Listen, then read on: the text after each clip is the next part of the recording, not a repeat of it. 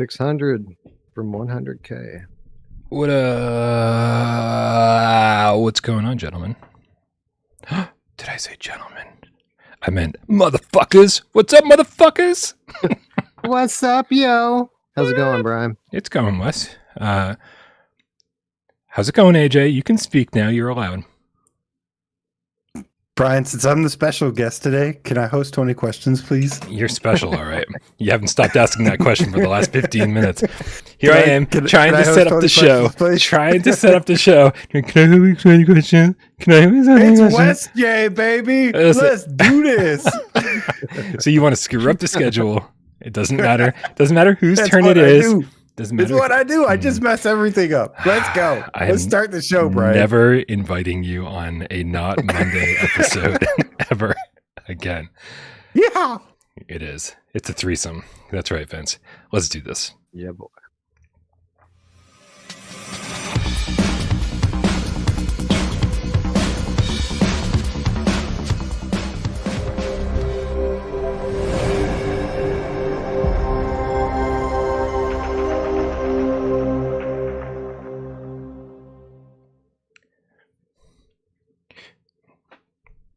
Hold on. I got this. I swear, I got this.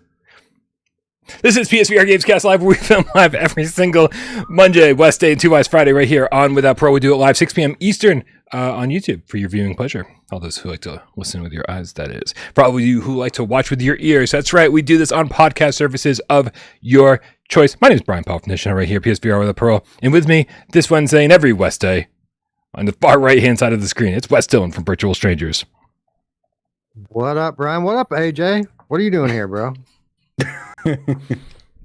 I'm in your bed stealing your goods.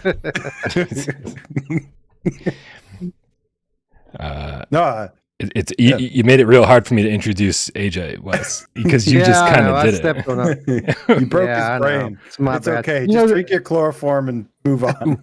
We have this same issue every Friday on Virtual Strangers. Like, I try to introduce Eric and Roots separately, and I always get to Eric, say hello to Eric, and before I can say hello to Roots, Roots just starts chiming in. It's like literally every day for years it's gone on like this. So I should have known better. My apologies. It's all good. That's how we do it. Nothing's what is up, Brian? Oh, hey. Wes, I'm happy to be here. The only person we're missing is, of course, Miles. I miss Miles. Thinking of you, Miles. But yeah, man. You know, we sadly had to skip Monday's show.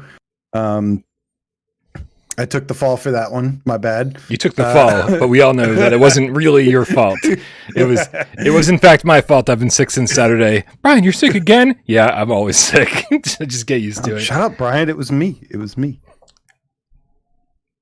AJ. He was stuck at work for 45 minutes, so we just couldn't do the show. There was just no possible way to do a show 45 minutes late. That's how it works. Vince is asking if Wes is in an aviary. What is your background? I got to shrink you down a little bit. That's Alex. This is Half-Life Alex. This is the opening scene from Half-Life Alex. Like they stick you down in this world. You're kind of on this balcony. There's a bunch of stuff you can play around with. You can throw paint cans and shit. Is it coming to PSVR2? Because we all know PSVR2 can't be good without Half-Life Alex. Sony obviously dropped the ball by not getting Valve to agree. Yeah. All right. I think I'm still kind of setting up the show while we're getting this thing started. Guys, listen. Since I'm still trying to do some stuff over here behind the scenes, take the reins a little bit. Wes, what's happening over on Virtual Strangers? What have you been up to? And guys, while you're listening to them talk about their channels, for the love of God, go subscribe to their channels. The links for both are in the description below. Wes over there at Virtual Strangers doing all things VR, and AJ over there at PSVR Underground, ripping off Sony's flagship demo disc title. However, doing plenty of PSVR2 coverage. Wes, talk to me. What's happening in Virtual Strangers? We just did episode 200, which you would think I would be smart enough to learn from your mistakes, Brian, being a follower of your channel for so many years. But we literally got taken down live on Sunday by Apple, the Apple algorithm. Ooh. We decided to show a little bit of footage with no audio in our background, and they pulled the plug on us completely. Here's the thing though, like the thing stayed live. It just went black for a minute. And the minute that we took it down, like we were live again, no problem. Like that, it's like they were watching for us to stop it. And we did, and they let us right back on, and we finished the episode out. But it did kind of monkey wrench my plans a lot because I had a full interview with Anthony from VR365 that was airing. So I had to release that today as a standalone video. But that's what we've been doing. We're doing a giveaway. We're giving away some PSN cards. So if anybody wants to enter that, go check out episode 200 and you'll see how to enter. I loved your apology, your public apology letter, by the way. That was glorious. Did you like that? Yes. Yeah. Loved it. It's so layered, man. Like maybe you said it with such conviction. Yeah. One or two people actually got what I was doing with that. But it was funny. I appreciate you saying that. But no, man, that's what we're doing. Game of the month is what we're doing this weekend. Everybody's favorite show. And yeah, business as usual for a little while anyway. My apologies, sirens on my end. AJ, obviously you've been busy with work. Anything going on over at the Underground? I was trying to think what came out last month. Last was month, it just Hellsweeper? Dude, last month was so many 4 days ago. So many days ago. There was a few things. There was a lot overall, but I can think of not game of the month, maybe. No, man, everything's been cool. I've been actually doing a little bit of secret stuff on the Patreon. Don't tell anybody, but shout out to the patrons. But yeah, man, mostly lately, just besides interactive chat, just been trying to keep up with all these releases, man. October is already here. As you guys know, there's already a bunch of games to talk about. I talked about like some Paper Beast actually being pretty good this time around, and it's been nice, man. There's been, again, we'll get into this today, but we're starting to see more and more PSVR1 remasters come to PSVR2, and the ones that really aren't getting the attention they deserve are actually pretty good. So really like that, and then of course just been playing the hell out of No Man's Sky. I'm finally taking a small breather from it. Oh, you've come around on No Man's Sky. You like it now? That's interesting. No, I absolutely hate it. Okay. And no, yes, I've got a confession to make. I actually really, really hate it, and Wes and actually secretly loves it. And we've been lying to this whole time as a social experiment to fuck with y'all. No, but no, man, yeah, just been. I've poured another 40, 50 hours into No Man's Sky as I usually do with each update, but. Yeah, just excited for this month, man. Lots of releases. We've already gotten some yesterday, and yeah, lots going on, lots to talk about. Listen, I didn't. This is not on our run of show, but I feel as though we need to talk about this right fucking now. I didn't know that you sort of came around on Paper Beast, that it was something that you were really enjoying with this new PSVR2 upgrade, full locomotion, all of that. Yeah. You weren't a huge fan of it on OG PSVR, were you? Definitely not a huge fan. I liked some of the things it did, like the special effects and the sound design and the physics and, the creativity to me. It reminds me of this, last gen, there was a huge push for these creative games where it's like Sony didn't even give a shit if they sold or not. They're like, hey, this is just unique and cool and creative, and we really have a passion for this kind of stuff. And to me, playing it on PSVR 2, first of all, it solves my biggest issue, which is the full locomotion. It now has full locomotion and smooth turning. Mm-hmm. That was such an immersion breaker, and I'm already seeing a huge difference on the PSVR 2 version. Like I basically said, there's things you can nitpick here and there, sure. Like if you want to grade it on like a technical thing, like there's flaws you can find.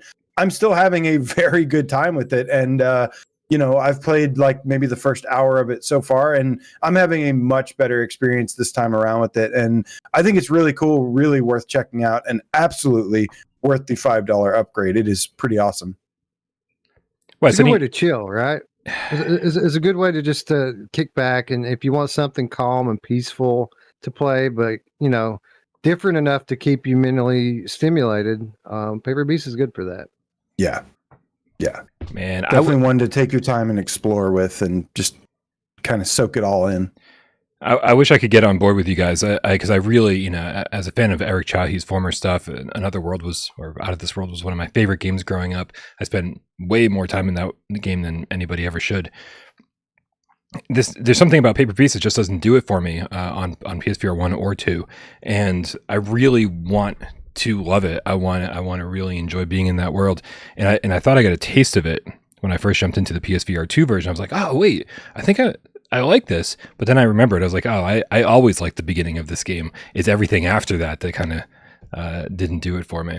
So, but good to hear. I've seen a lot of people in the chat kind of go into bat for Paper Beast, so it's very, very cool to see. For the record, I've gotten beyond the point where I started to get really bored on last gen. Mm-hmm. I've gotten beyond that and was like really enjoying it. So yeah, it's still going strong for me. Very nice. Good to hear. We got a ton of tips to take care of here. So guys, settle in. Everybody out there, order your pizzas, grab your beer. Man, Bear, Pig, Game Cat, AJ. He does exist. Told you he was real. Yeah, I know. I don't fucking listen to you though. The $2 tip says, Brian, AJ, Wes, what got you guys into VR? How begin? Hold on, wait. Let me decipher this. How begin? How begin, Brian? PSVR got me into VR. PlayStation VR. Pre-order, didn't know what to get, what I was getting. And then it showed up, and I was like, "This is fucking amazing!" So that's the easiest story. That's the simple answer for me. How begin you, Wes? So for me, I was always, I had gotten away from gaming. I was always an avid gamer as a young a kid and a young man. I'd gotten bored with it, gotten away from it. Was only gaming on like retro systems and emulators. Was aware of the onset of VR and was interested in it, but at that time it was like Oculus Rift dev kit, thousands of dollars to buy in.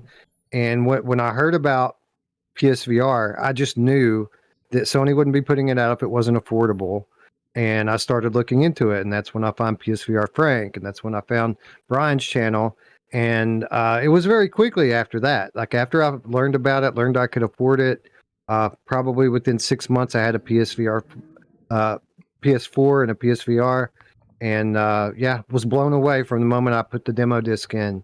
Like, was just completely transformed my life, and that's kind of how it happened for me. I think AJ, you're pretty much in the same boat as me, right? Light gun arcade shooters. I was a big fan of that. Okay, and Rush of Blood. I was going for the short answer here, but if you want to start in the 90s, that's up to you. That was short. Yeah, let's go. It all started in 1994. No, this is just what got me in the door for VR was I loved light gun arcade shooters. Believe it or not, guys, I actually set my PS3 back up with the Move controllers and the sharpshooter downstairs. Killzone 3 with the sharpshooter still fucking rocks. And so does Resident Evil Umbrella Chronicles. Those are both really, really good stuff. And House of the Dead Overkill. I love House of the Dead. I love light gun arcade stuff. And like VR, I was like, oh, this is where the genre is going. This is where it's evolving and going to continue. And for the most part, I was right. But then, and then like Skyrim got announced, and I was like, okay, they're committed. I'm gonna get this thing out. Like, if they're releasing Skyrim, something as big as that, then like I felt it was pretty safe to jump in, and it was. And then lo and behold, it's just been amazing ever since, for the most part. Heard. That wasn't bad. I think you get your $2 worth there, man. Bear, Pig, Game Cap. Living Legend with the Canadian $2 tip says, "Happy West J game, cats."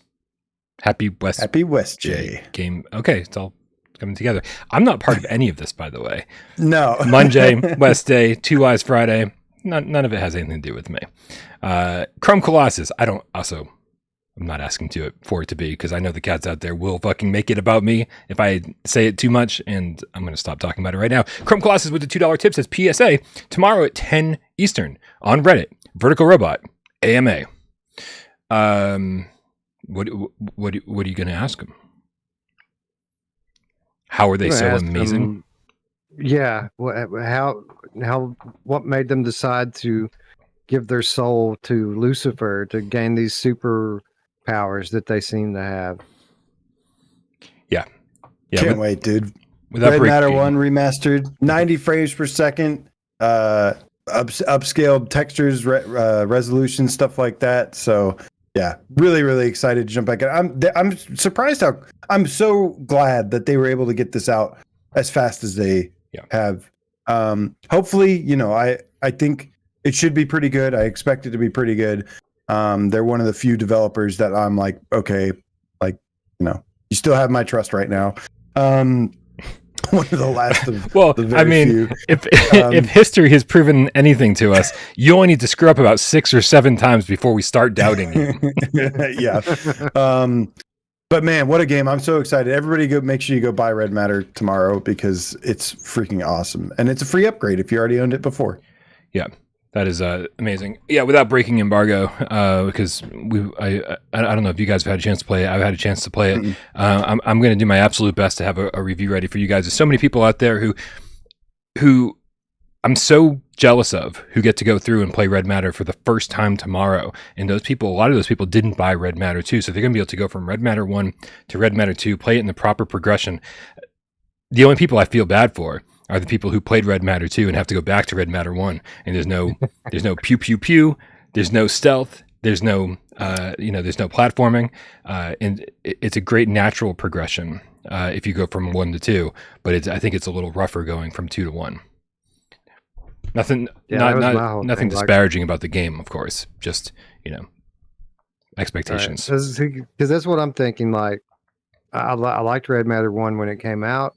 I love Red Matter 2. It's one of my favorite games. How is Red Matter 1 going to stack up now? That's my question, and we'll soon find out. Yeah, I'm looking forward to seeing what people's reactions that have played the second one first and then go back and play the first one. I still personally like the first one more. I think obviously the second one is like on a technical level, like, it much more advanced, but it'll be interesting to see how people get everyone's different perspective on it. Yeah, it's not even fair for me to chime in on this, to be honest with you, because I have played Red Matter 1. I think going through on PSVR 2 will be my 5th time, and I've only played Red Matter 2 once, so it's not really. To be fair, it was amazing on PSVR 1. Like it's literally what I considered the best looking game on PSVR 1. So it's not like I missed out, or I had my awesome experience with it already, which is cool. Outside of Resident Evil 7, of course, best looking game, and maybe Wanderer. I would actually, whenever somebody asks what's the best looking PSVR 1 game, I would always say Red Matter. Mm-hmm. Wipeout Omega Collection, and Astrobot Rescue Mission. Those are the big 3 for graphics. So Golem number 4. Golem looked pretty good. Golem was beautiful. If you don't like Golem, you can go fuck yourself. Super cool video, bro. The $2 tip says, I'm so glad AJ is here with today's news. Wes, how disappointed do you think Super Cool Video, bro, would have been if you and I just did this show together today? Yeah, I don't know, man. Really save the day, AJ. Was down. Yeah. Yep. Yay. Yeah. Way to go. Okay. Professor Lilith with the $5 tip says the Sunday multiplayer survey is now posted. Guys, join our Discord. Click the link in the description below. Come hang out with us. That is where this community basically chills 24/7. And every Sunday we get together 2 p.m. Eastern for Sunday multiplayer meetup. Dude, I've heard so many people be like, "Oh, Among Us VR is stupid. Gonna play with morons." And I was like, "How about you play with cool people like Game Cats?" And when that comes out, you'll be able to. So that's what this is all about. Sunday multiplayer survey is now posted. Vote for a chill afternoon of Walkabout Mini Golf, Tetris Effect Connected, or PokerStars VR. 2 p.m. Eastern. Go vote. What's the consensus here on the panel? The Parole board. AJ, what would you vote for? Walkabout, Tetris, or PokerStars? Walkabout. Yeah. Wes.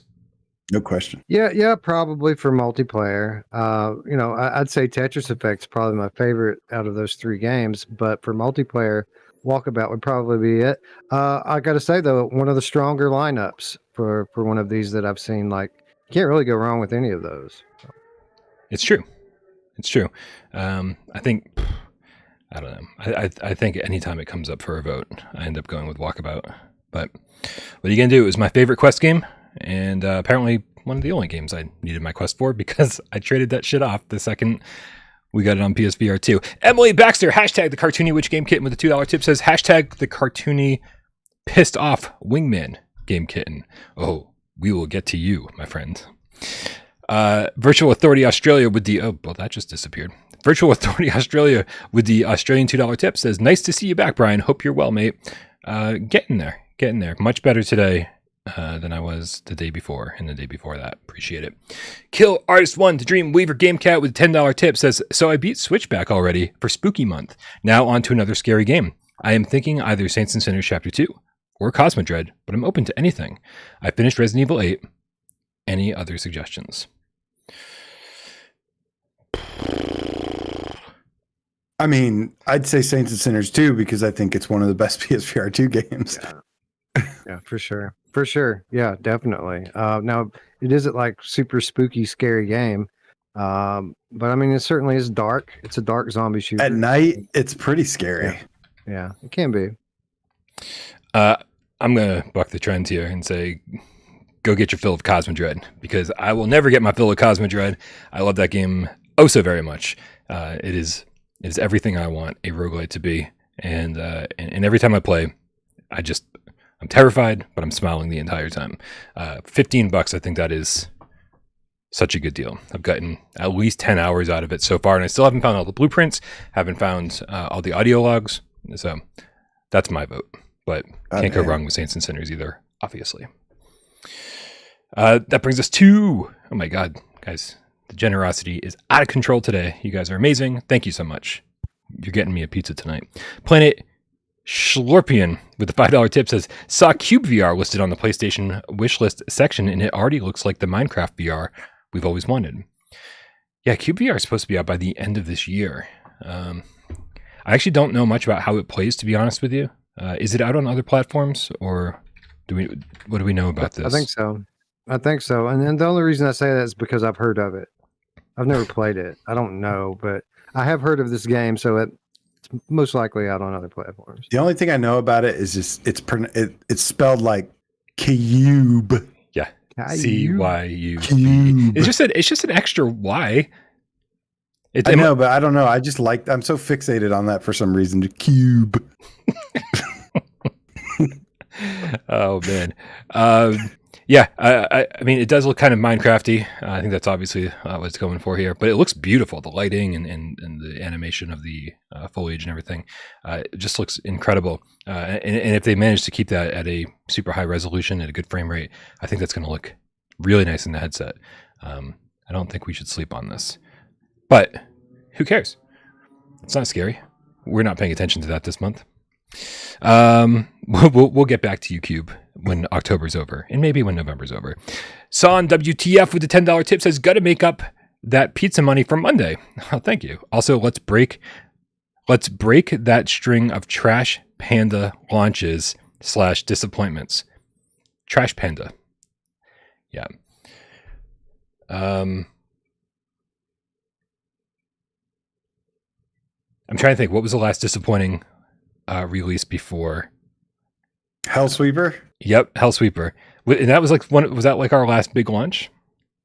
Yeah, we waited all month for that. Like I waited like years for that game, and I refused to play it. Honestly, I've got like $120 worth of games that I bought that like I can't even play right now. Actually, I take that back a little bit. The like Project Wingman is actually, we'll get into it, but that's not as horrible state as like Hellsweeper or Firewall was.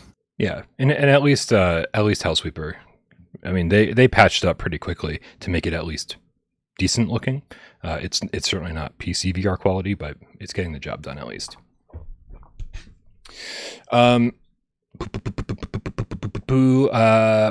Sorry, I'm almost there. Peter, the Underground Game Cat on Parole, the $2 tip says, every week show has a name, but every day is #Bri Day. I don't know how I feel about Bri Day. There you go. Okay. Friday. I guess we're going to go with it, though. Pietrek F with the 12 Plantain says, apparently Red Matter 2 looks better on Quest 3. I'm sure it does look better on Quest 3 than Quest 2. Than Quest 2? Yeah. It probably does. I mean, it's Red Matter 2. I think it can only look so good. That game is beautiful from a technical standpoint, but I think there's only so much you can do with it. So hey, if it looks even better than the PSVR2 version on Quest 3, more power to them, man. That is fantastic. Yeah, I'd have to see it to believe it. Yeah, I don't think anybody's saying that actually that tried it. I think a lot of people, or a few people, said it's on par, like they're very similar. Yeah. But I mean, PSVR 2 still runs it at 120 hertz. It's running at 90 on Quest 3. The fact that it's even a conversation really. Well, you already just proved that wrong. Then the fact that it's running at higher frames per second, it technically already disproves that. Anyway, I think it's a big W for Quest. Just the fact that standalone VR can even say that it's anywhere near PSVR 2 game is pretty incredible. I mean, come on. Every other game. It looked fantastic on Quest 2. Like, I mean, like this is. Yeah. I really feel like this has less to do with the powerhouse that Quest 3 might be. Which, you know, again, I'm very happy that standalone headset gaming is increasing as rapidly as it is power wise, because that will keep things on par with each other and we'll get better games because of it. But Vertical Robot's fucking incredible. These are amazing developers. And so I think if you say, oh man, you know, Red Matter 2 looks better on Quest 3, it's not because the Quest 3 is like this amazing headset, even if it is. It's because Vertical Robot's amazing and they can kind of do anything. So that's kind of where I'm at with that. Danorama Pajama, the geeky game meow with the 10 quid says, much love, Parole board. Thank you very much. Ace Gamer Cats with the $20 tip says, Ghost Signal out tomorrow. Which of you is going to review it for me first? Embargo's not up, but that review is done. So you just sit tight, baby boy, and I got you covered. I've got it written on my Patreon, but yeah, it posts tomorrow because, like I said, it's under embargo. If you feel like reading, you can go to AJ's Patreon. If you want to, people like to read. Hey, people like to read. Make reading great again. Make people zombies again. Salvador with the level 3 membership says Bride every day. Oh, thanks. Slapping that ass. I know. With the $2 tip says, hey, it's money. Yeah, it is. Texatron, the boopable game cat with the $2 tip says, Texatron with the $500 tip. Incredibly generous. Now, we're getting all sorts of in the weeds here, but we'll roll with it. Jim Perona with the $5 tip says, off topic as fuck. What Dreamcast game would you most like to see realized for VR? Don't worry, guys. We're almost done with the tips and we can start the show 35 minutes in. Yeah, obviously. Crazy Taxi. I mean, that's hard to disagree with. That and BioShock are the two games that I want most in VR, I think. Yeah, that'd be a good one. Yeah. I can't think of any. Especially, when I think of Dreamcast games, the only thing I can think of is that Evil Dead game, which I enjoyed. It was pretty good. But especially the Dreamcast version of BioShock. Well, as long as you enjoyed it, Wes. I did. Well, I'm a fan though. I'm a fan. Evil Dead. Yeah, I tried to play whatever the PlayStation 1 was. Was it Fistful of Boomstick or was that a PS2 one? I can't remember. And it was rough, like really rough. But anyway, not the point. I just played Crazy Taxi 2 recently on PS2. Really good. Really good. Surprisingly good port. No complaints here. All right. Super Elastic Bubble Plastic Game Cat with the $10 tip says, if we ever get a rec room / build a room for PSVR 2, would you create a room and hold Gamescast live? I would pay admission. So here's something that Wes is not going to like me for saying. I hate when things are held in Rec Room. I absolutely hate it. I hate when interviews or Gamescast or anything is presented in the Rec Room setting. No offense to anyone who does it. Why would Wes hate you for that? Yeah, that's what I'm trying to figure out. Like, why do I give a shit about that? Okay. Yeah, I guess it's. I guess I was thinking about the Walkabout interview that you done with different people. Well, Walkabout's not Rec Room though. But it's all the same. Yeah, I did one. We did one in Rec Room. We did one in Rec Room. We did one in Walkabout. We did one in Demio. I did one After the Fall. Hard to put those together though. I wish we did more of those, but it's tough to get game devs and people in all these different time zones to meet in the same game at the same time and talk VR. Yeah, I guess it's the VR chat show that does everything in Rec Room, right? Yeah, that was the one. Yeah. Well, not everything, just the interviews. Yeah, that was a lot of fun. So no, the answer is I wouldn't. But if you come to PAX East, I'm assuming that some of my co-hosts will show up, and then the idea is that we're going to do a live episode of Gamescast Live, in one of the panel rooms at a certain point. I haven't even looked into how much that costs because it's not even a thing you can start doing yet. But it's rapidly approaching. I'd like to do an actual episode of Gamescast Live. Live from PAX East, yeah, actual live, and then we can do viewer takeover questions. Have a fifth mic set up. Right, if all four of us are on the panel, and then have nice. fifth mic set up, That's a good idea. people come up from the audience and ask their viewer takeover questions, like actually live, like a real viewer, right? Or they're going to have to put money in a bucket before they can. No, I'm just kidding. Yes, they will. I don't know what they're doing with that money in the bucket, but I'm all about it. All right, guys, we've already spent the first 40 minutes of the show doing tips, so I think it's probably time to get the ball rolling here. I did see a trailer today that interested me. I don't know if it's going to like really excite everybody out there, but it kind of excited me to a certain extent because it looks cool, and if I could find the fucking trailer for it right now, I'd be doing really good. But I spelled it wrong. Anyway, it's called Vetrix Worlds. Did you guys see the trailer for this? I mean, I've seen a trailer for it. I don't know if this is the one you've got, but yeah. I saw the 2-second Twitter thing that was posted in Discord. Excellent. I mean, any interest in this whatsoever? It looks like you are manually placing Tetris blocks on a plane in front of you. As far as this goes, multiplayer I think would be fucking really cool. No. Really. It's a okay concept, but it's like Tetris but work.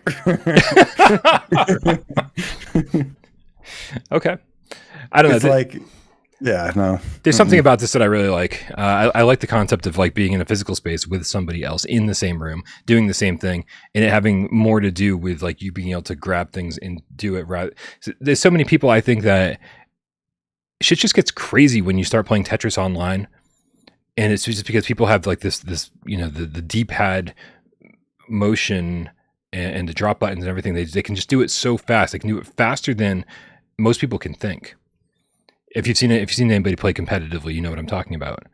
This I feel like kind of levels the playing field a little bit and has two people playing simultaneously and having to take the block and actually place it. Anyway, it's coming to PSVR2, and apparently nobody else on the panel cares. Sorry. I'm sure it's fine. I mean, we put $5 or $10 on it. Maybe it's good for a session or two. But I mean, I've already got Tetris. It's not going to be that good. Okay, but what if everything pulsates to the beat and there's a song that's like yours forever? No, that's not going to change your mind about it. It might actually. Okay. We also get news today that Propagation Paridise Hotel, which we knew was coming out in October, is holy shit! It's coming out next week. I believe on October 12th. And I think Wes, you're the only one of the three of us that would have spent any time in this. Have you spent any time in this? I did. I played it all the way up to the boss fight. I didn't finish the boss fight out. Boss I played fight up to that point. Yeah, right. I'm already more interested than I was before. Yeah. It's fine, man. It's pretty good. I enjoyed my time in it. It's not super long. It doesn't do anything that we haven't seen before in other games, but it's a nice little story-driven, Resident Evil style zombie game.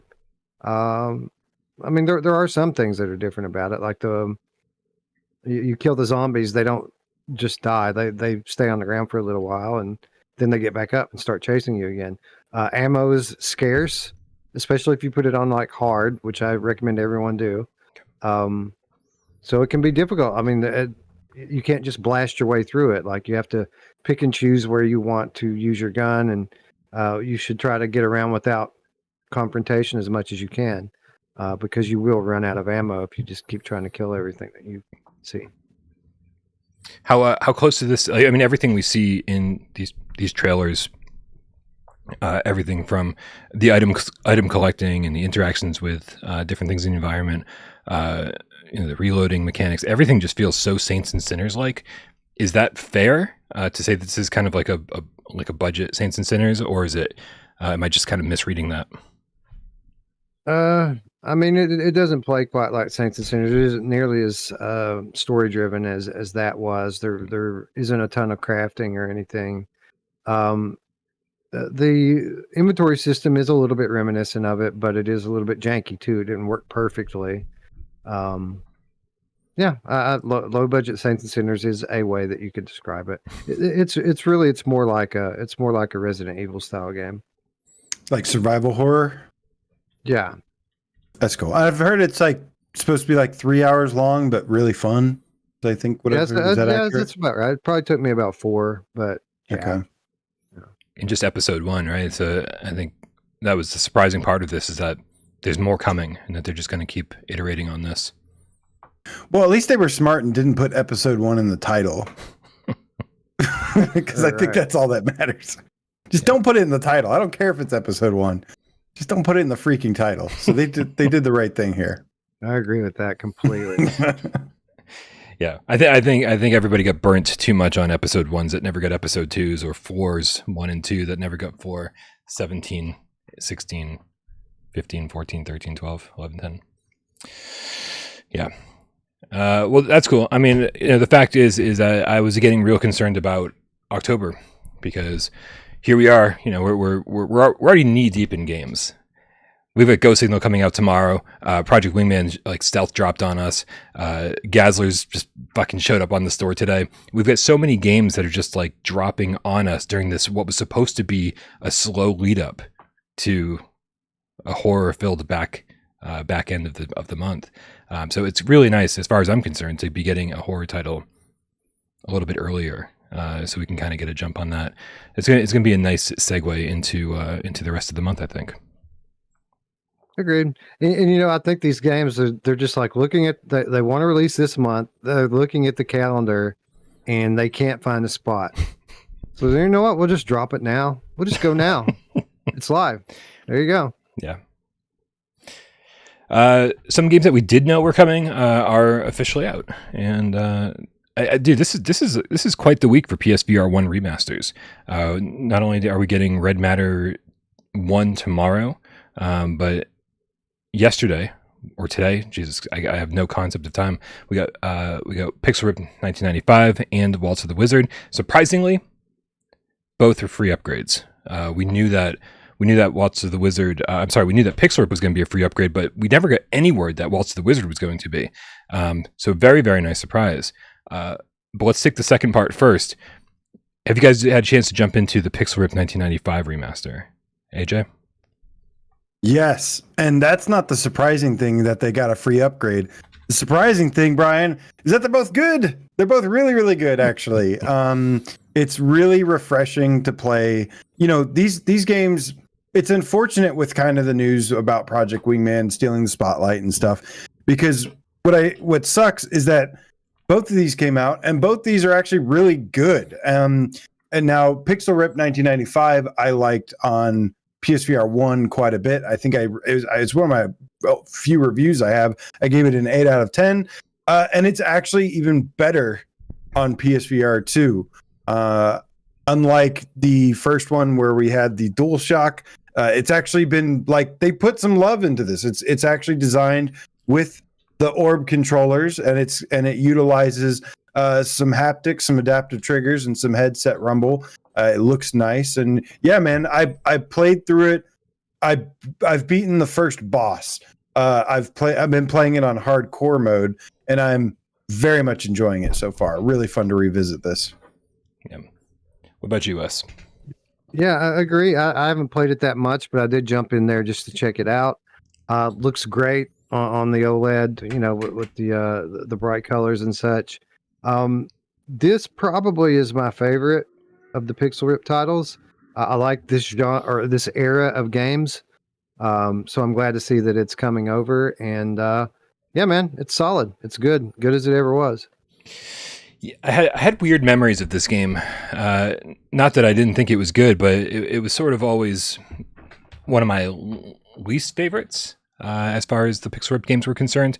And I don't know really why that was, because when I jumped in today, it felt great being there. This is one of those seminal titles for VR, PSVR1, and just kind of being back in there and just enjoying not even the games you're playing on TV, but just the things that are going on around you, and how well done everything is done.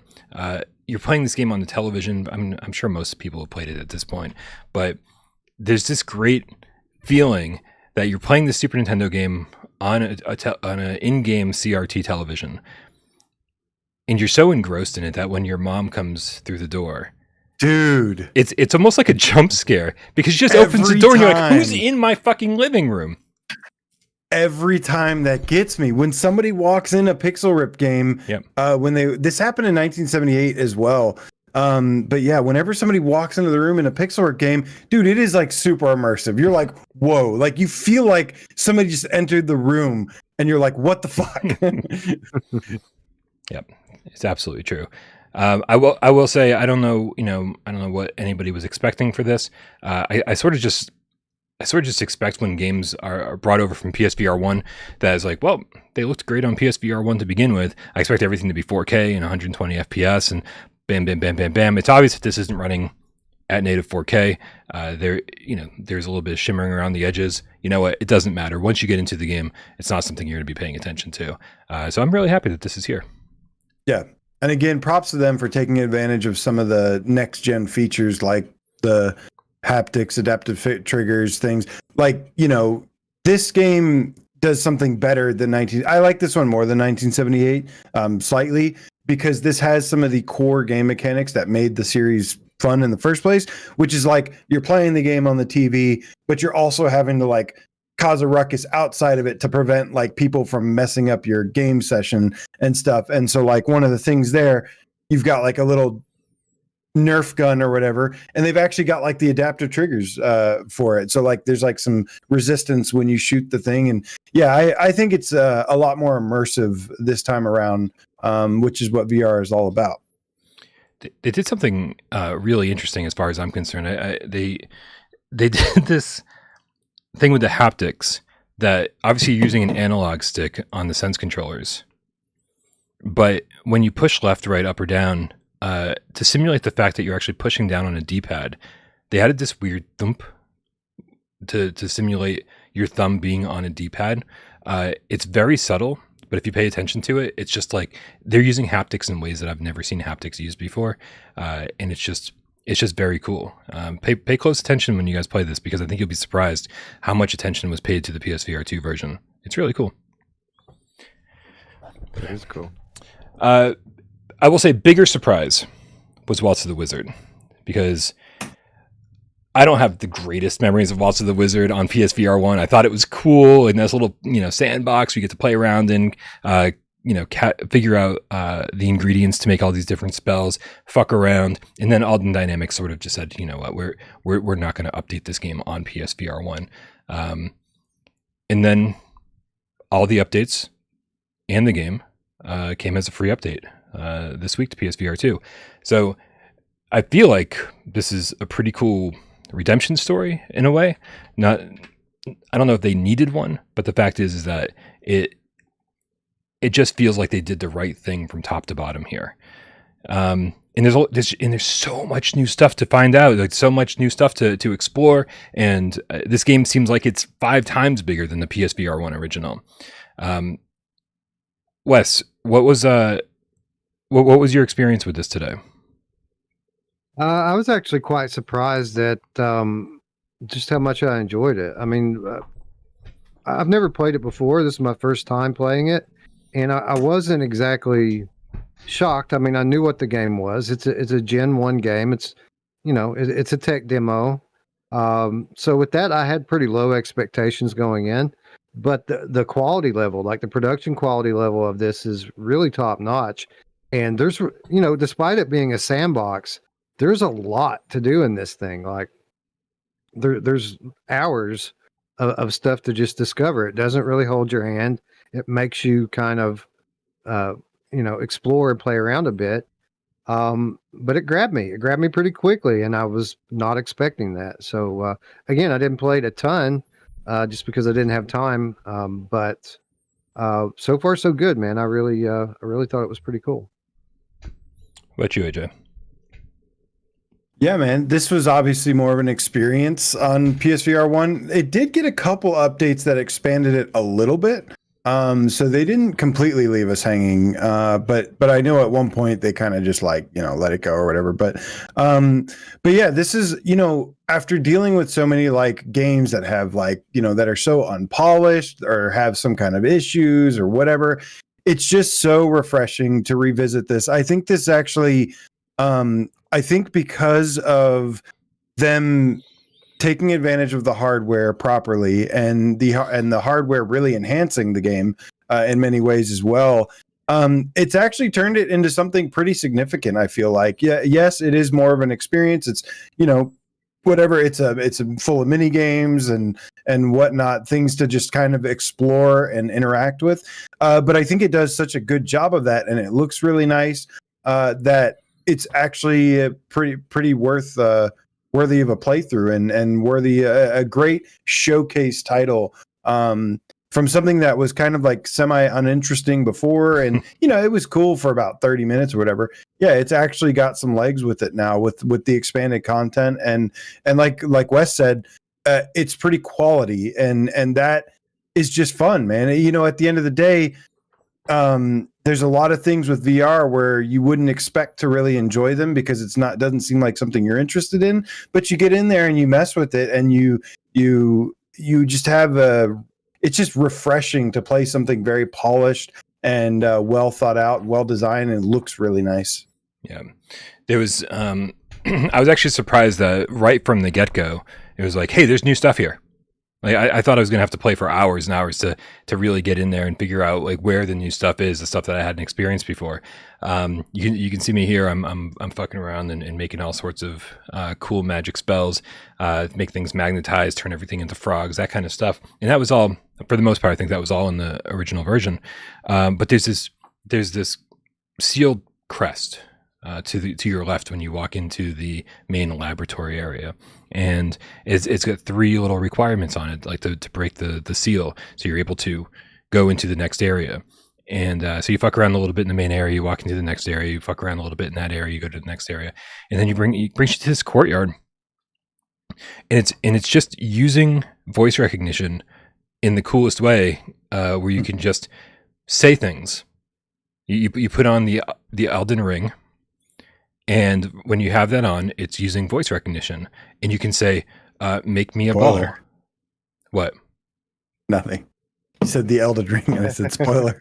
Oh, anyways, go ahead. Yeah.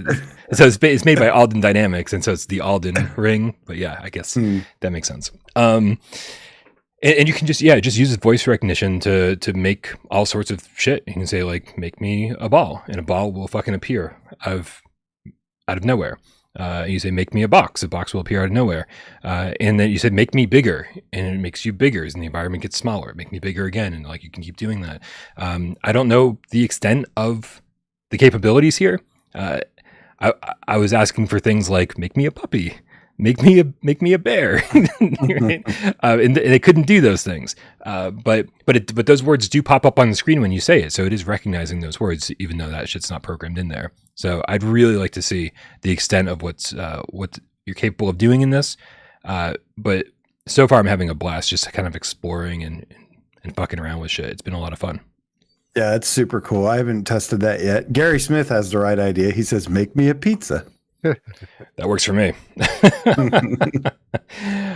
Anyway, super happy that Alden Dynamics did the right thing here. Giving this as a free upgrade for everyone who bought it on PlayStation VR1 was the right thing to do. It looks great. It sounds great. It feels good to move around in. It's just fun to fuck with shit. Before we move on to the next story, I just definitely want to get caught up on tips here again. We got Macho, the real estate procrastinating game cat with the $5 tip says, "Same here, AJ." You'll understand what he's saying in just a second. Games I've paid for and are on wait/hold or haven't even picked up: Green Hell, Firewall, Survive, Switchback, Hellsweeper, SMH. There's a lot of games. Yeah, wait for reviews. I do think that we've been saying this for such a long time. Wait for reviews. Don't pre-order anything. There's no point in saving $3 if it's a game that you're not going to actually play for 3 months. You might as well just fucking wait for everything to be all patched up. And I think that we've been saying it for so long, but I think everybody's kind of at the point now where they just actually believe it. It's too easy to say don't pre-order anything, but you're so excited about something that you pre-order everything. I think we're all fed up and we're all tired, and I think people are finally like practicing what they preach. I mean, developers are catfishing the hell out of us, man. It sucks. It's like shame on them, man. All these games: Green Hell, Firewall, Switchback, Hellsweeper. You know, they're being sketchy as hell, and I don't like it. Yeah. A little transparency would be nice. But you know what? When it comes down to it, they know that if they're honest with us leading up to launch, that it's going to affect their bottom line. They're not going to sell as many copies as they want to, and that's. Well, I hope the 4 pre-orders you got and ruined your reputation and the potential to actually make money was worth it, asshats. But well, you know what? This is a good question. Are these developers actually ruining their reputation? Because yes. Well, but are they? Because oh shit, that's not what I wanted to be. Hold on a second. I don't see any of them running away with stacks of bags of money and everything. No, they're like I don't. It doesn't make any sense to me. It's like if you're not actually trying to make legitimate money by making a good game and building a good reputation, and you're not releasing something that's good and something you can be proud of, why the fuck are you even making games? Like, get out of here. We don't need this. We don't need developers doing this. Like, fuck off. Let the people that actually care or want to make money or want to make a good game do so, and everyone else just piss off. Any thoughts on that, Wes? That was the condensed version. Oh, I agree to an extent. I do think it's we're painting with a bit of a broad brush. Right. Some people deserve more criticism than others, but yeah, in general, it's been a pretty frustrating time. Not just in VR, but in gaming in general. All of these unfinished games getting published is really no excuse for it. Yeah, I'm super frustrated. Yesterday, I went kind of on a tear on Twitter, and I ended up deleting it because I couldn't sleep with all that negativity out there.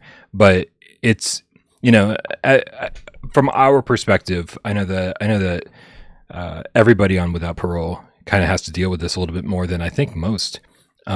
Here we are, we're out there being defenders of PlayStation VR2, saying, because we just get this flood of lies from all sorts of different places, from mainstream media, from people who just don't know what they're talking about, from people who are just trying to shit on the hardware. It's just a bunch of lies, a bunch of people saying, oh, Sony's not supporting the platform. Well, if you had any idea what was going on behind the scenes or what Sony was paying for and why we got Village and why we got Resident Evil 4 and why we got Song in the Smoke Rekindled, why we got all of these games, then you would know that Sony's very much supporting the platform. That everything we have on PSVR2 is just Quest ports. Also very much not true and becoming less true by the day. That there's no games. We're fucking drowning in games. So just lie after lie after lie after lie. We're out there defending this thing constantly. And then it feels like we're being stabbed in the back. We turn around and there's developers like, I feel like we're being taken advantage of, saying, here's a platform that we're trying to defend and we're trying to like show people the truth behind it and everything that's positive about it. And at a certain point, you just can't be. At a certain point, you get beaten down to a point where it's just exhausting and it's not fun anymore. And yesterday, I mean, I was sick and I was tired, and Project Wingman, all of these things combined, I like for the first time in a long time, like I was just losing my passion for VR. And that's a scary place to be, because I only do this because I'm passionate about it, not because I'm raking in the money, not because it's, for any reason. It's just because I enjoy doing it. And when you stop enjoying something, well, that's the end of it. So it was a scary place to be yesterday. And I'm so glad that we're here today, and that I got to play Pixel Rift, and I get to play the Wizards, and I get to play, we'll get into Project Wingman, but I get to play that. And there's just so many games to play.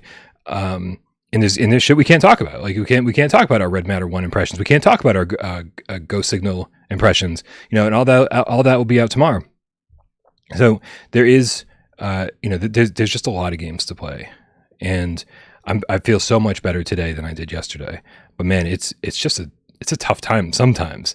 When you let the negativity get you down, it's just exhausting.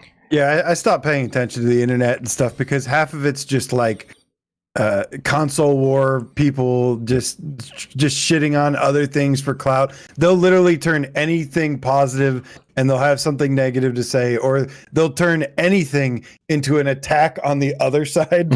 And like I just blocked it off completely, and like I'm just gonna have my own thoughts and share them with you guys, and like just stay in our own little bubble where it's safe, because yeah, it's gotten ridiculous. It's not just a VR thing. It's like all of gaming, and yeah, man. No, but I am hopeful for the future. Yes, there's been a lot of stuff. Like you said, the frustrating part for me is that there's games like Pixel Rift 1995, Waltz of the Wizard, Paper Beast, Crisis Brigade 2 that are actually really, really good. And yet you have this is the part that disappoints me the most, is you have all these scam artist developers releasing these broken things with pre-orders, and they know what they're doing. They're intentionally doing this, or they're very well aware of this, and just coming out and saying, I'm sorry.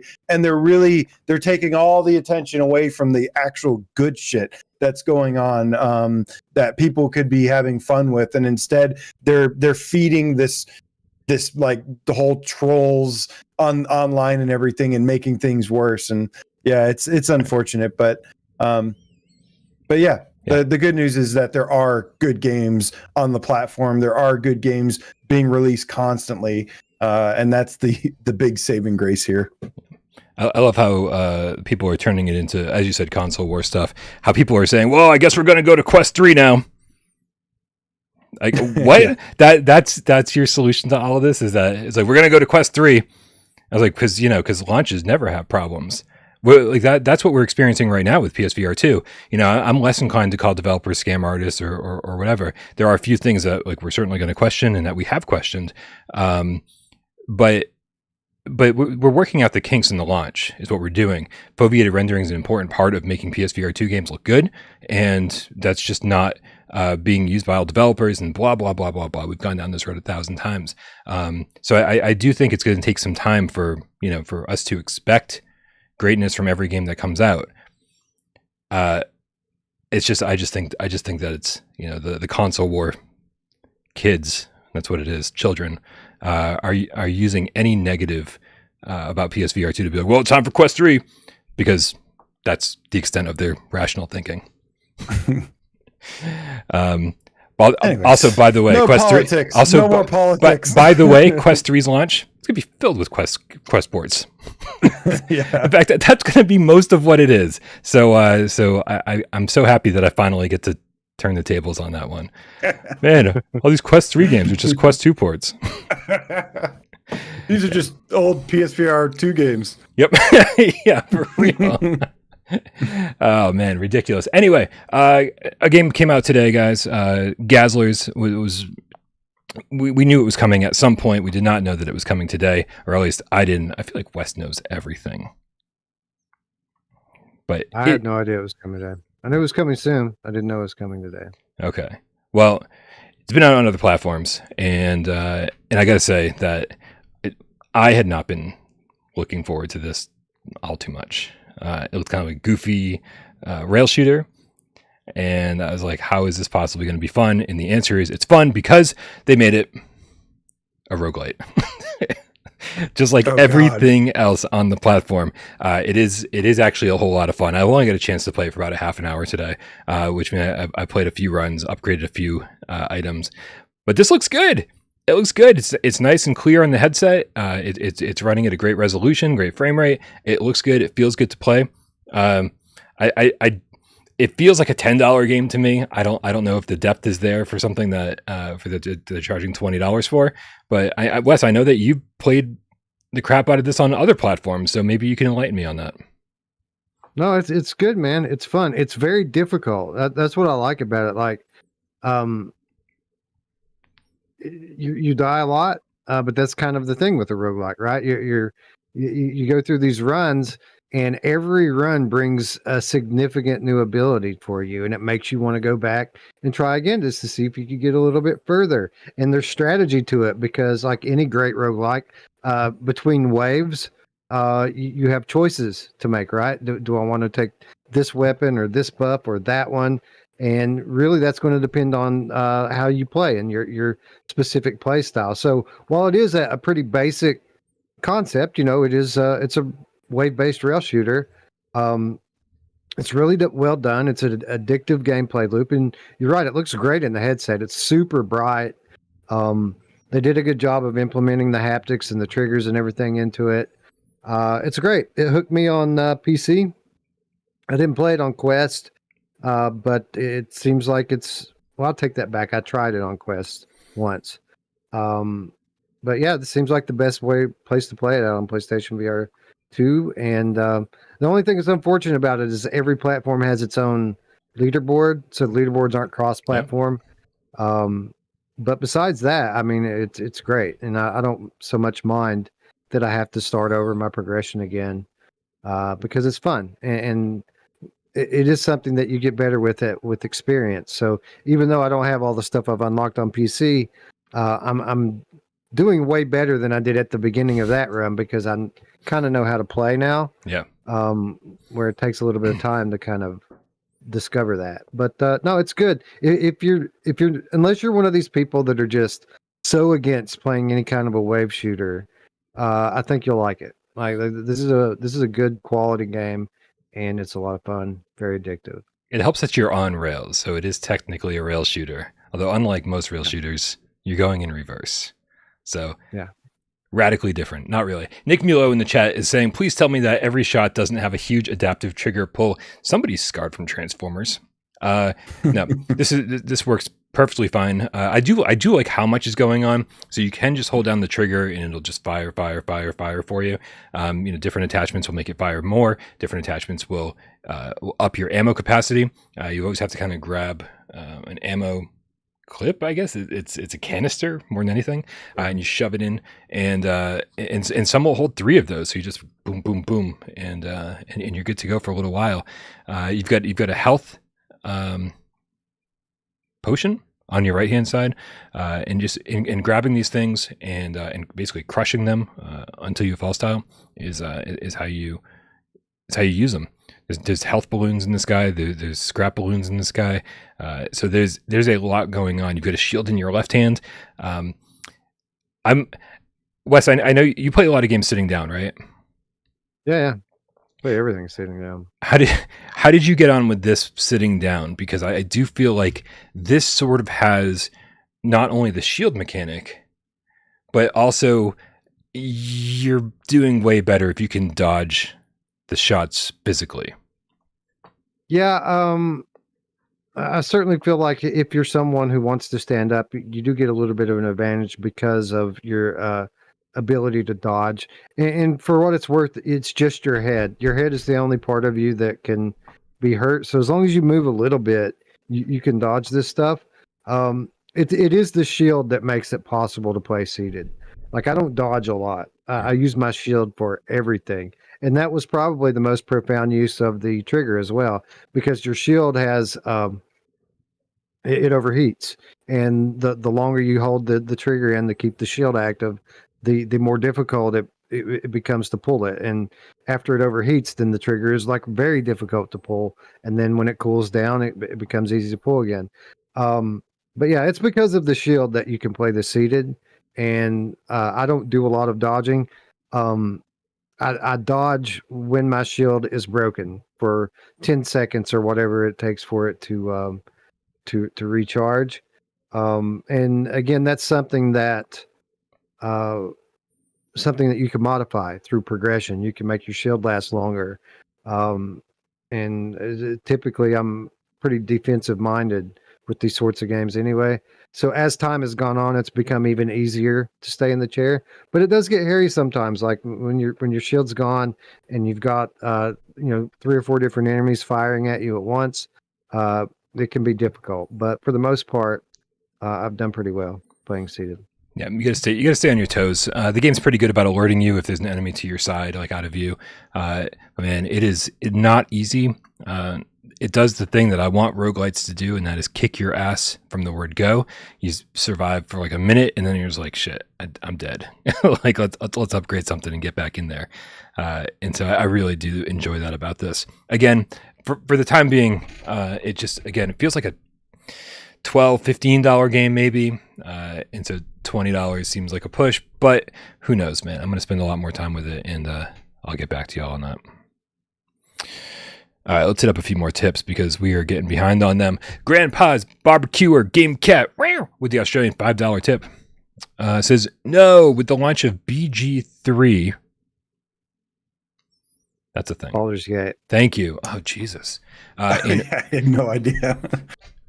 One of the best video games ever made and best RPGs ever made, according to people who like it.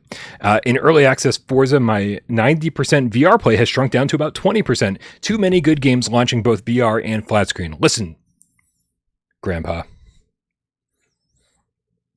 Put down the DualSense and pick up the Sense controllers, at least for the rest of the month. October fucking slaps, and it's going to be a scary ass month in VR. So get your shit together. Virtual Authority Australia with a $5 tip says, gotta go do dad stuff. I'll watch later. Here's some money. Why, thank you.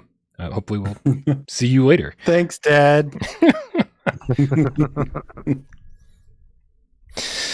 GC13 Diet Pepsi Cat gifted 20 PSVR2 without Parole memberships. That is super, super crazy generous, GC13. Thank you so much.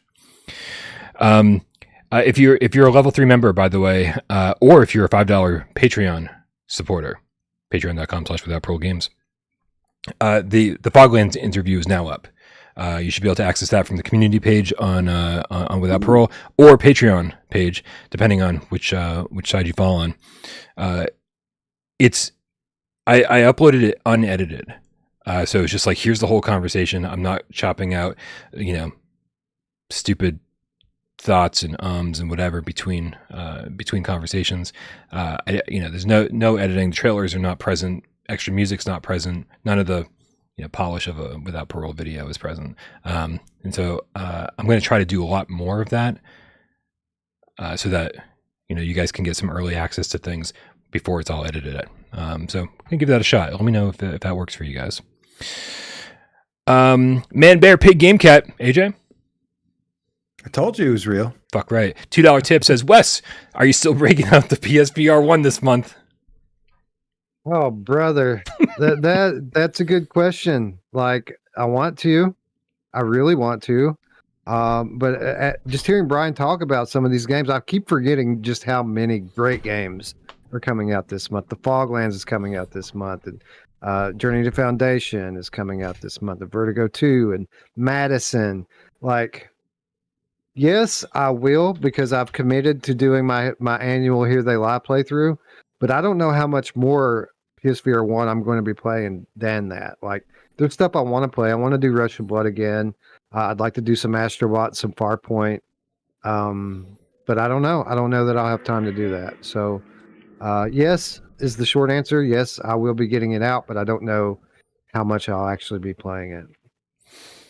I'm jealous of you, man. I'm jealous of you. If you get to get back in and play Here They Lie, if you get to go back in and play Rush of Blood, the insane number of horror games that I've got to get through and review this month, it's just not going to happen. PSVR1 is it not happening. Is Happy Funland like confirmed for this month? I'm thinking that it is, but they haven't put a date on it yet, right?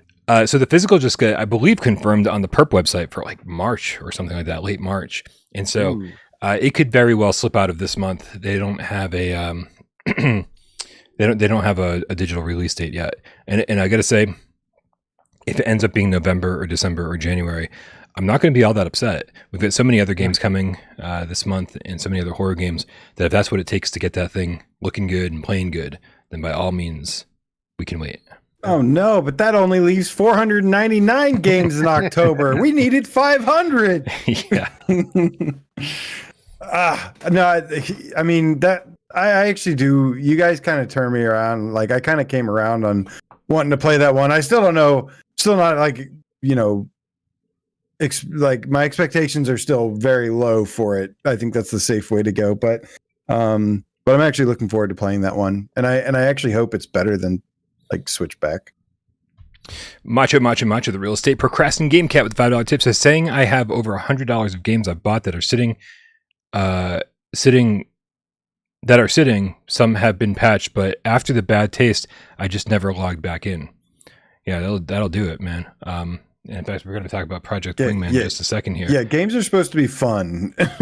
Yeah, I think developers have kind of forgotten that. Like people like games because they're fun, they're a good form of escapism, and yeah, I don't know what they're doing these days sometimes. Yeah, I don't either.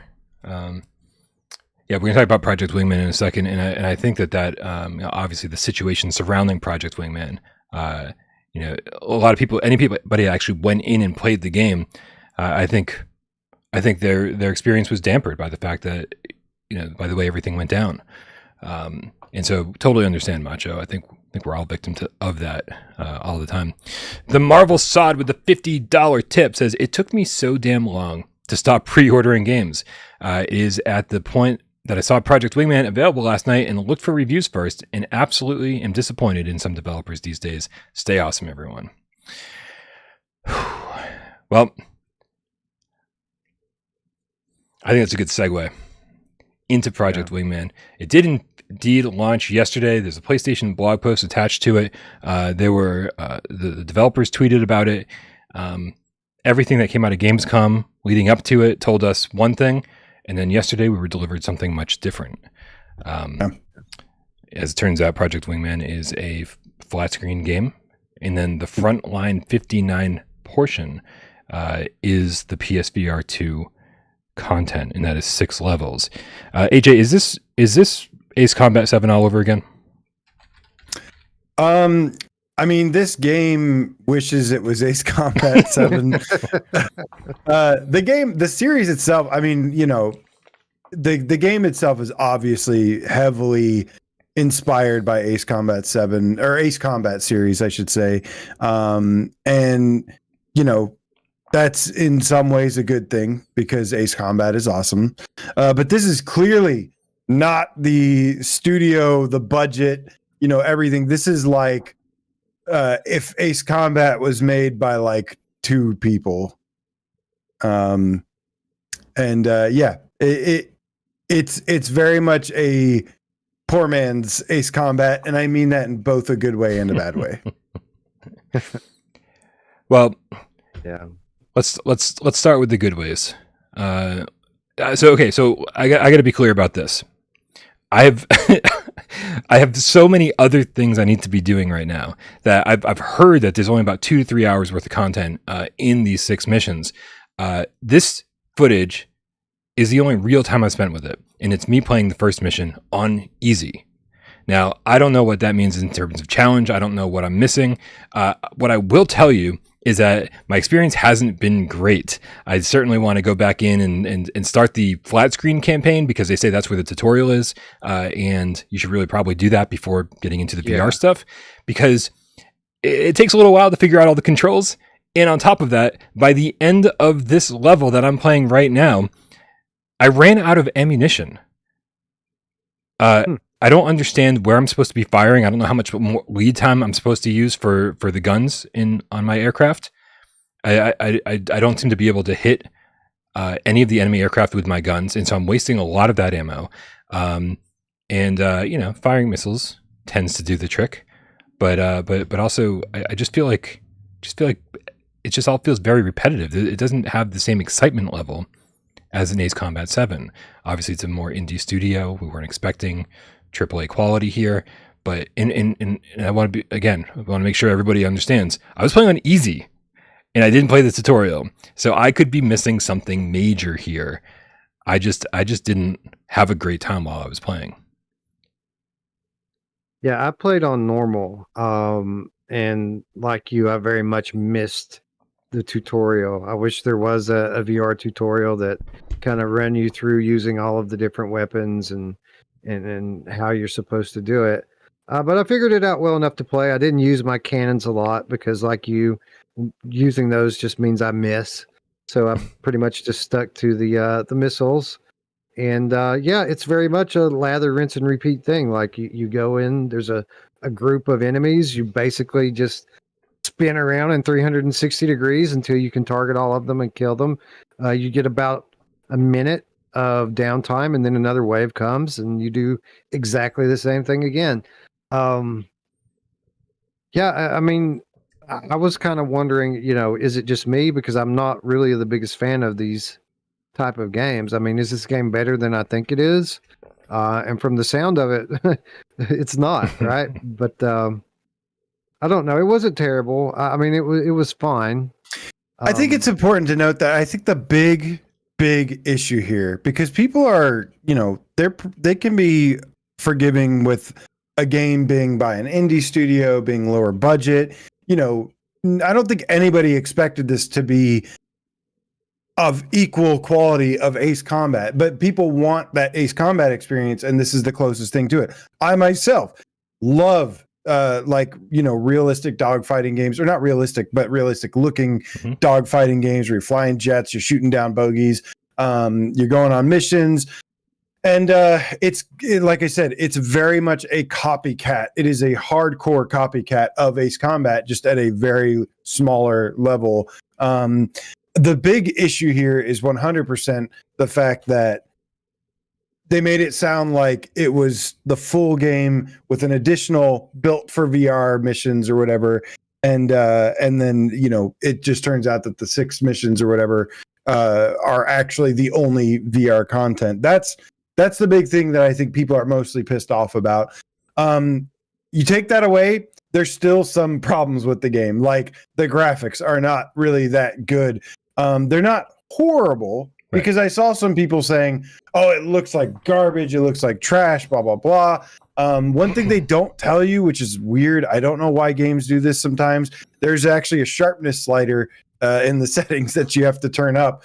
Hubris did this too. I don't know, guys, when we play on consoles, most of this needs to be there. Of course we want the game to look sharper. Right. Why would we want to say no, this looks too good, let's turn it down? I don't know why some people do this, but yeah, it's this isn't on PC where we need to go and tinker with everything. Yeah, we want it to look good. I mean, I will agree with you on that. I think my major complaint about the visuals are the clouds. These oh god, they look fucking terrible. They do. They look like they were made in dreams. It's the only thing about this game that looks like it was made in dreams. They just threw some dreams clouds up there, and I'm like, am I going through granulated cotton candy? What is this? Yeah, visually, it's not it's not trash visually, right. but you get out, you first start and you're like, okay, this looks very basic. There's no lighting or anything, which is unfortunate, because that's usually gives a nice polished look to it. It is very, very, very unpolished looking, we should say.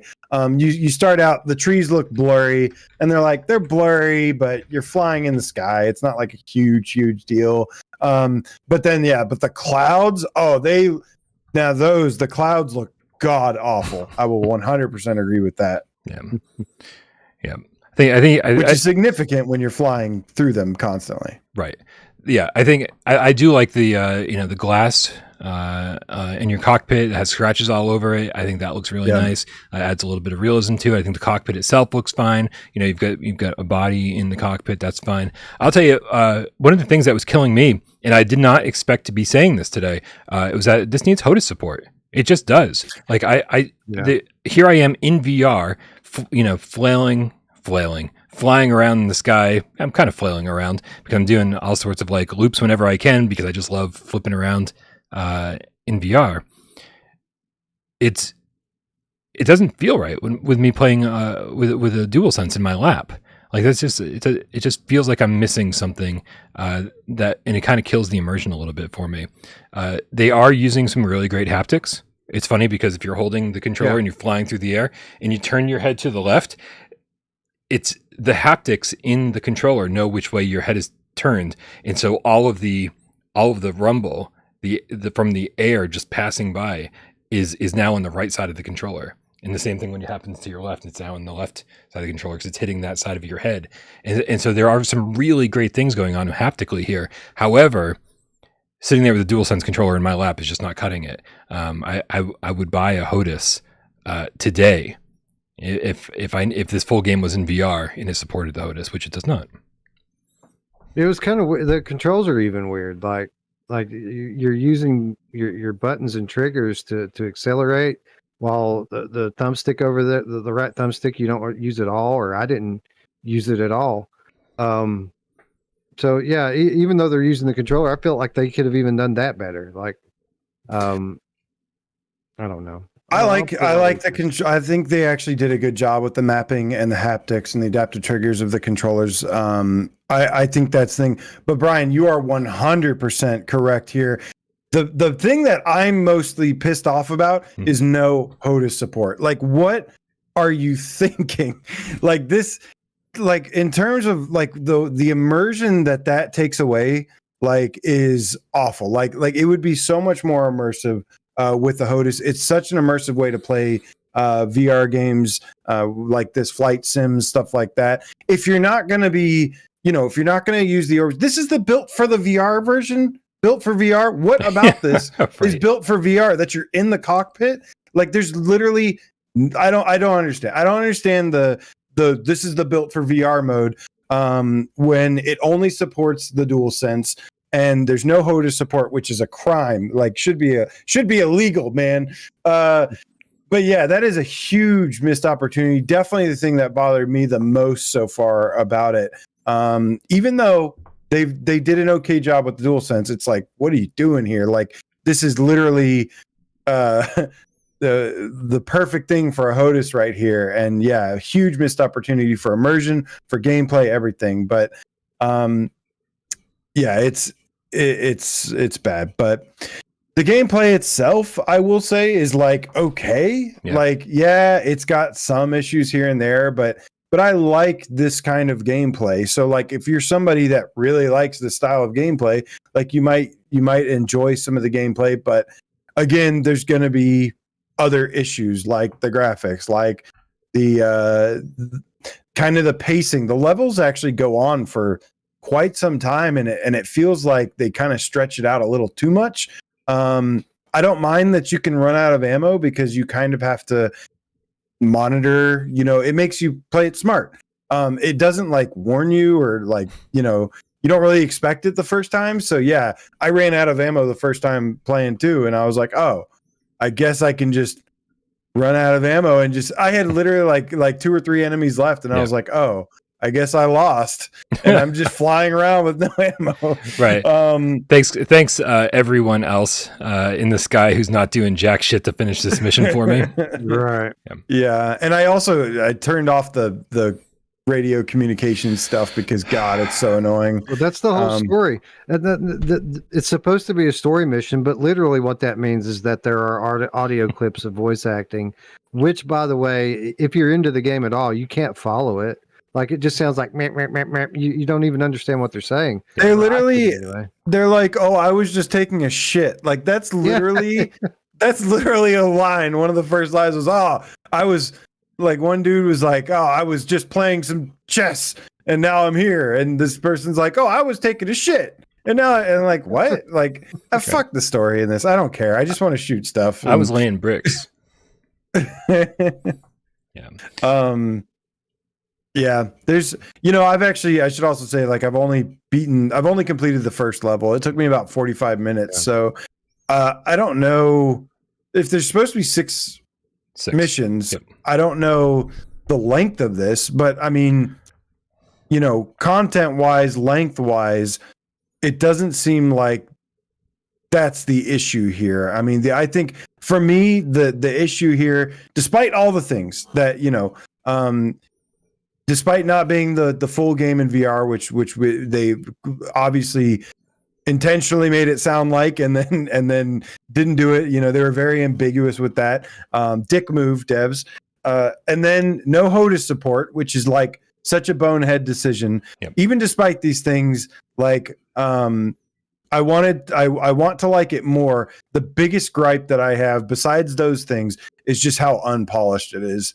Like visually, it's not necessarily janky gameplay wise, but it's just like really, really could use some more time.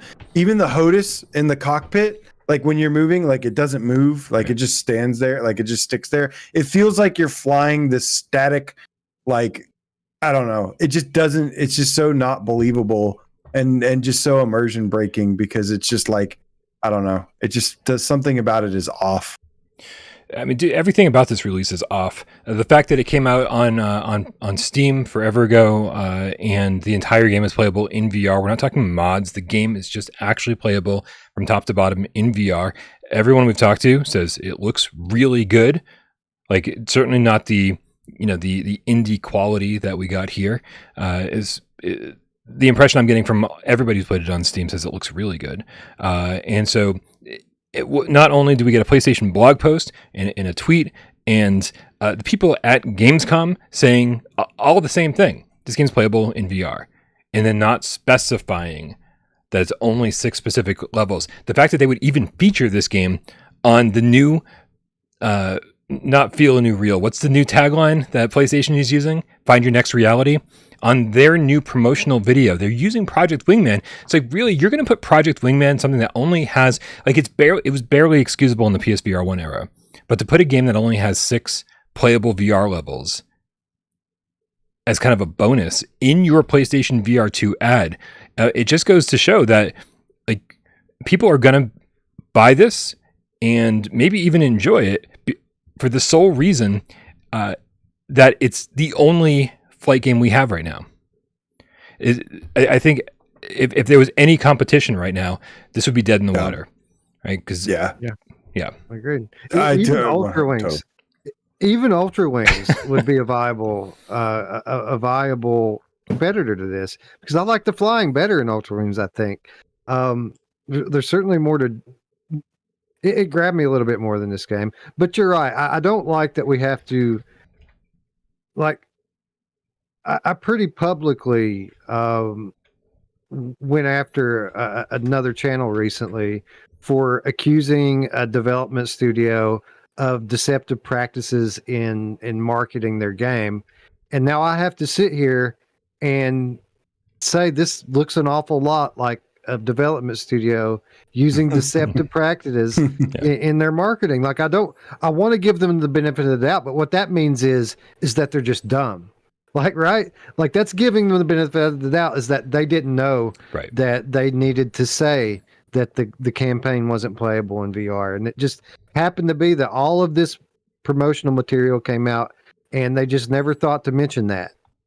Like, yeah, all these early impressions seem fake as fuck too. Like, where it seems like it's either like developers or friends of the developers or people they paid or something. Like, it's so weird that like a day before it drops, a day before its stealth drops, we had no idea this game was coming out. This game was like accidentally leaked back in like February or something from the German PlayStation blog. We don't hear anything about it since then. They don't market it. They don't talk about it. It's just a day before it drops. There's some online post saying we played it at Gamescom and it was awesome and it's the full game, and then a day later it just releases randomly. And I honestly, the only reason I bought this was because, I mean, of course I have the advantage of whatever comes out. I have the advantage of buying it because I get to, if it sucks, I can at least tell other people it sucks. But this one, I honestly thought it accidentally dropped on the store. And so I grabbed it before it could get taken down. And then like after I bought it, then then it released, and then then they started like, posting about it everywhere. Trying to sucker trying to get whoever they could. And then a couple, not too long after that, and then I start to hear all the issues, and I'm like, they got me.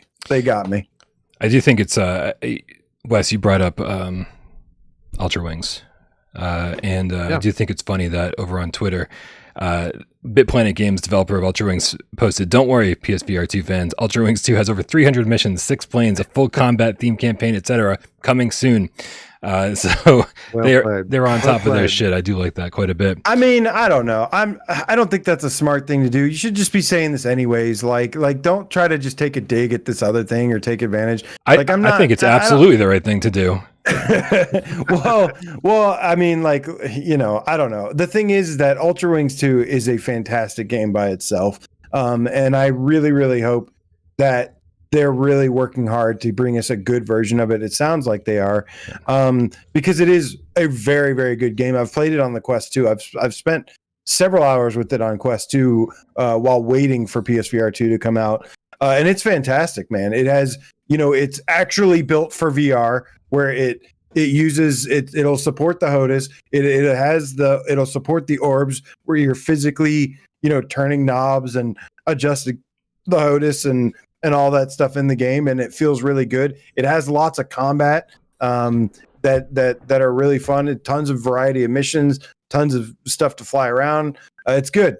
So yeah, I'm not usually for this type of thing. Like, it just reminds me of some other stuff. It just comes off as a little snobby, but I like that game a lot, and I think that'll deliver a much better flight sim experience. Well, Warplanes is coming. It's worth noting. I'm sorry, did you say Ultra Wings is coming? No, I said I hope that Warplanes is coming. There's a VR exclusive flight sim on Quest and PC called Warplanes. It's got two. It had the original Warplanes, and then they had a sequel come out, and it is so much better than this game that it's not even funny. Like, it's better than Ultra Wings, and hopefully there's a PSVR2 version of that working somewhere in the smoky room. Well, gentlemen, there's one thing I hate, and that's I hate when I'm watching a show or a podcast or whatever it might be, and the hosts have no idea what they're talking about, and they go on harping on things that they're not thoroughly informed about. Which brings me to Chrome Colossus in the chat. Because Chrome Colossus has been going on for the entire discussion, starting off with his $5 tip, says not to dismiss the lack of all the missions, or the lack of HOTAS, or that god-awful first mission.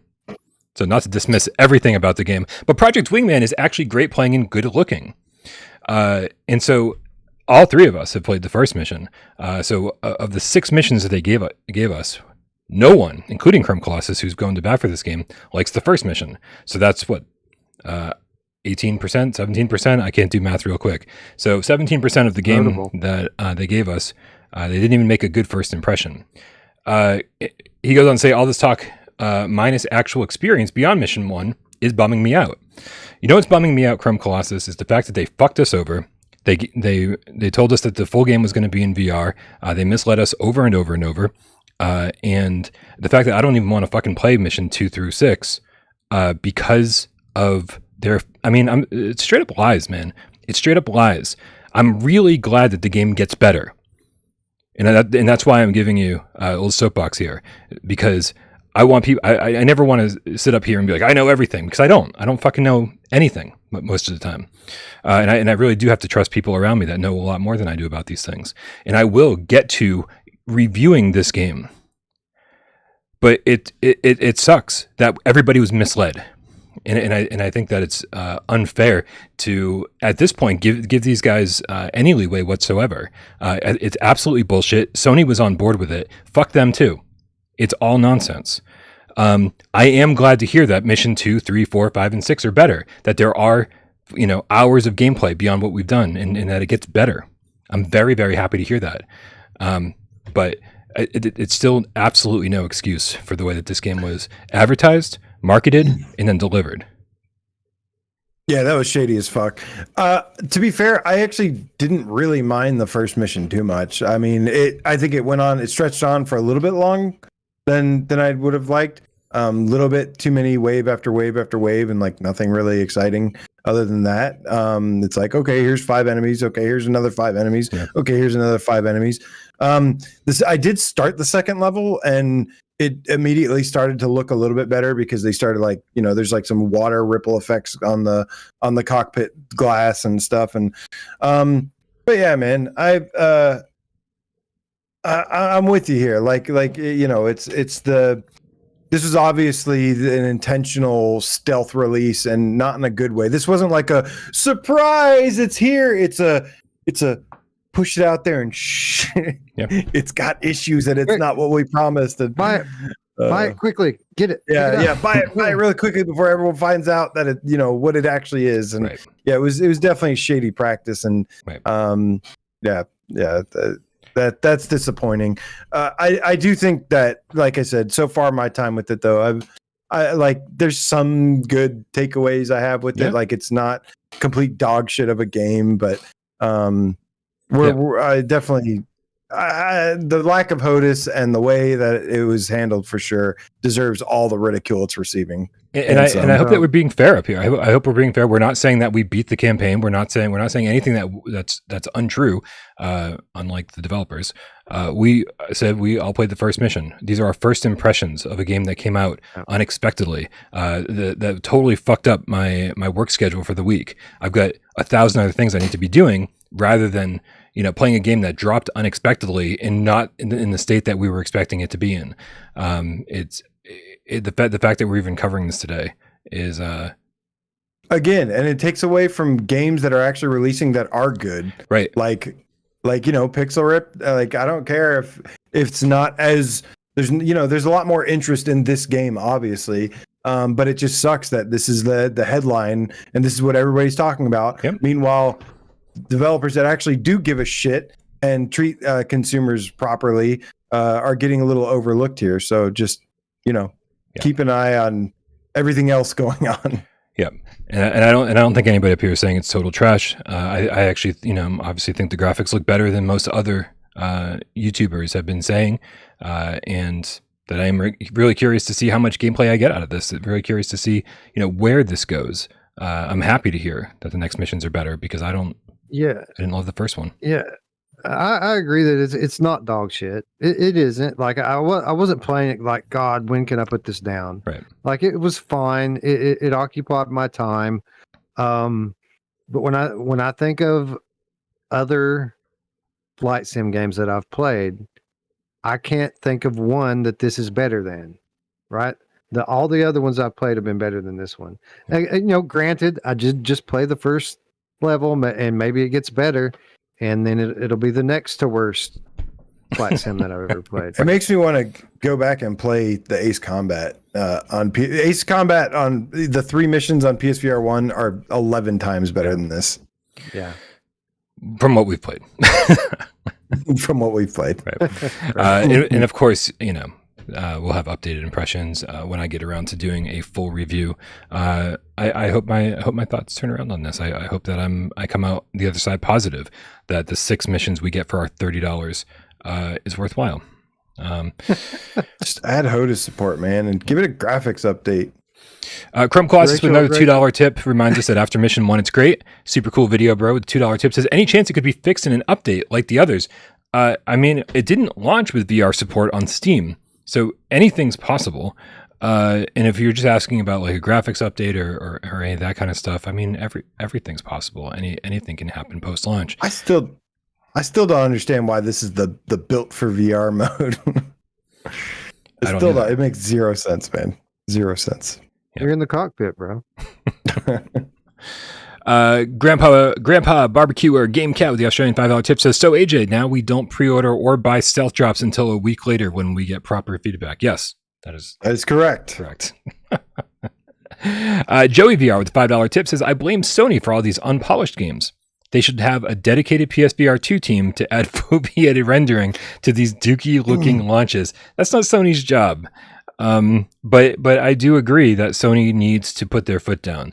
Let's delay everything if need be. This is why I'm so excited for Jim Ryan stepping down, because I think everything's going to change now, AJ. No. But this is the best chance we have, because what I've learned so far, and if you haven't learned this about yet, and you as in general, not you as in you, Brian, but if you haven't learned that by now that Jim Ryan didn't give two shits about VR, that, like, I don't know what to tell you. There's no helping you here, because this is, to me, with him stepping down, this is the best chance we have of getting somebody that does actually care and does give a shit. If you look at the way PSVR2 has been treated, the way it's been released, the way that they have absolutely nobody, monitoring or at least looking or paying attention to any of this shit, or even care. If they are seeing it, then that's even worse. Hopefully it's just a case that they're just really negligent and letting things like this happen without knowing the full case here. But no, this is why I'm happy about the change incoming, because I feel like it's the best chance PSVR2 has of being saved. Period. I mean, yeah, I have no idea what's going on at Sony. I don't think anyone has any idea what's going on at Sony. Hackers, they know. Yeah, apparently they know. Has that information been sold yet? Have we hit the deadline on that? No, I don't know, man. But you look at the way, like, the only reason Jim Ryan released PSVR2 and is because it was already being released. Like, he has nothing to do with its development, with its release. I guarantee you he didn't do jack shit except sit up there and go, I'm giving you PSVR 2. But yeah, with no features, with no home menu, with no anything, the bare bones minimum. And then, stuff like some of the best stuff that's happened so far, Resident Evil Village, Gran Turismo 7, this was all in the works well before he took over, man. Like, he has done nothing. How long do you think he's been around for? Because he's been around for a while. Well, he's been around for 30 years, but he hasn't been. How long has he been in that position for? He did not do shit for PSVR 2. Let's just put it that way. He may have thrown some money at a couple devs here and there, and that's about it. But he hasn't done shit else. That is all the work of other people that actually give a shit about VR. He doesn't care. And that's my second Jim Ryan rant. Yeah. Well, regardless, it will be nice if we get somebody who's passionate about VR, and that passion comes through, because if Jim Ryan was ever passionate about VR, he certainly didn't ever make that known. But you know what? This is a different Sony, and I don't think one person is going to change anything. My biggest issue, again, getting back to Project Wingman, is that, not only were these fallacies, these incorrect either assumptions or claims about Project Wingman just allowed to fester, because people were like, well, it's just going to sell more copies. But then it shows up in the new promo video, when they could have shown so many different games.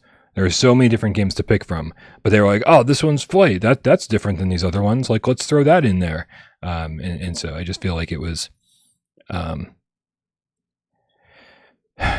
false advertising, I think, is the easiest thing to slam it with. But it's a lot of things. I was, we could easily go into the PlayStation blog post. We could easily go into the tweets and go through all of that and talk about whether we were misled or not. But the fact is we'd be wasting our time. The people who have read these things 3 times and say, oh no, they said clearly it was just going to be the 6 missions. And the people who've read it 3 times and said, no, clearly it's the full game. We're not changing anyone's mind. So, all right.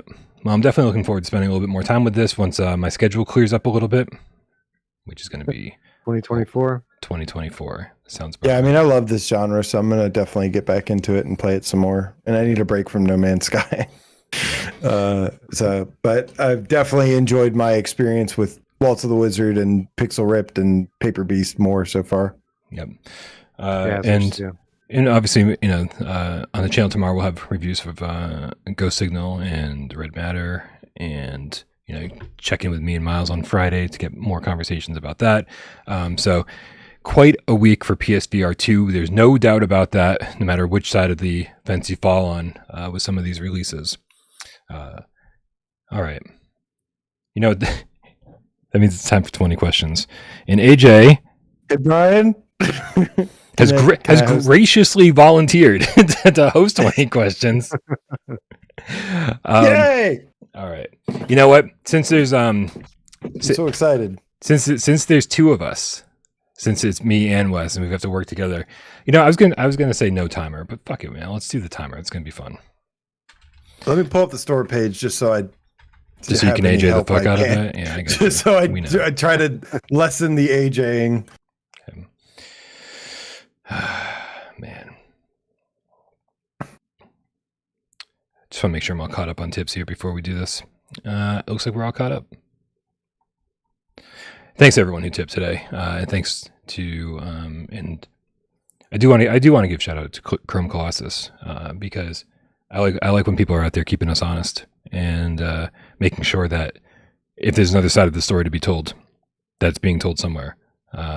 That's why I try to bring as many of you in the chat into the show as possible because unfortunately he hangs out on Reddit a lot and he has to interact with a bunch of fucktards. Yeah, Reddit can go. So it's kind of like I feel you, man. I feel you. We have to deal with like a bunch of bullshit that doesn't even make any sense all the time too. So I feel you, man. I feel your pain. All right, AJ, you ready? You got the game all ready to go? I've had this game for 2 weeks, Brian. This is not going to be good. At least a week and a half, and I've been so looking forward to this. All right, we need everybody's help in the chat. Make sure you give us some good questions, and on top of that, some good suggestions based on what games it would be. We only have 6 minutes and 20 yes or no questions to figure it out. You ready, Wes? I think so. All right. On your mark. Get Des. Go. AJ, standard question. Is this game on PSVR1? Yes. You want to do the honors, Wes? Is this game announced or released on PSVR2? No. Okay. So well, the look on Wes's face, he's like, oh, fuck. Does this game support the aim controller? No. Okay. Okay. Has this game we forgot to talk about Pigeon VR, Brian. No one cares. How did we miss that? Stop AJing the fuck out of this. Is this a good game? Ooh. I mean, that's like a subjective thing. That gets we have time for you to talk about it for sure. Would this have ever been considered for a top 20 list? Probably not. Okay. Do you do a lot of shooting of guns in this game? Yeah, I would say you do a lot of shooting. That's 5. All right, shooting guns, Is it, Wes. Full locomotion? It does have full locomotion. Okay. Would you call this a sci-fi game?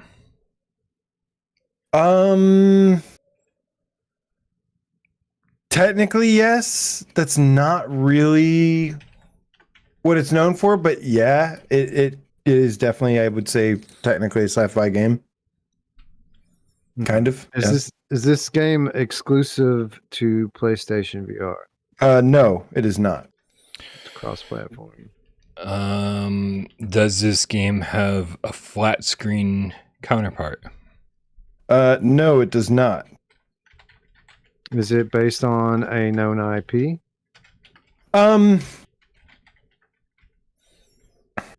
I mean, I'll give you a little hint here. Not directly. That's 10.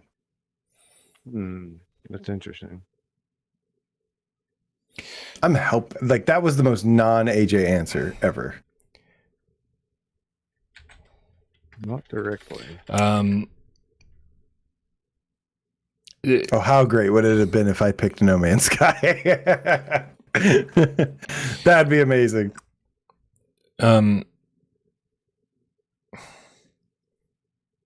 You're at 10. Is the IP that this is indirectly based on a flat screen game of a different name? Yes, that is correct. All right, so Wes, we're kind of like in a Mirror's Edge territory here with like Stride, Mirror's Edge, that kind of thing. So what games do that?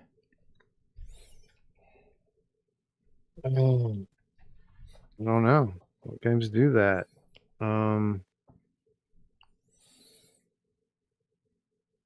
Has this developer done more than one PlayStation VR game? I don't think more than one PSVR game. No, I don't think so. All right, well, that takes care of It couldn't be Operation Warcade. Yeah. Nice.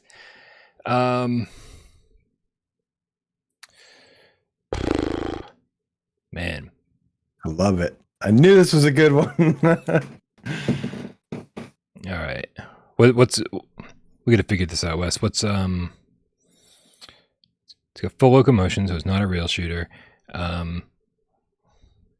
It can't be Wolfenstein because it's of a different IP. Right.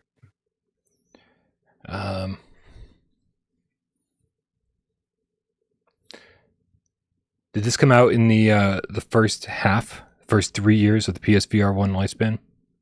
Ooh.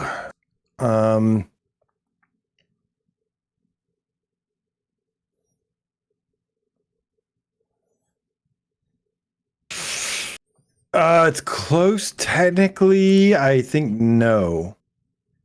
Okay, so right in the middle. What's October? October 13th, 2016 to 2019. Yeah, no, just missed it. Oh shit! I shouldn't have said that. Just missed it. Well, it's right in the middle. We got it anyway. That's 13. Is there a horror element to the game? Negative. Oof. We're out. Indie Soul, good question. Does it have any kind of multiplayer aspect? No. No, not that I think of. All right, guy. Everybody in the chat's naming actual IPs. That's 15. Yeah. Actual IPs don't fit the definition, people. Right. So we have a shooter, VR game like based a sci-fi shooter.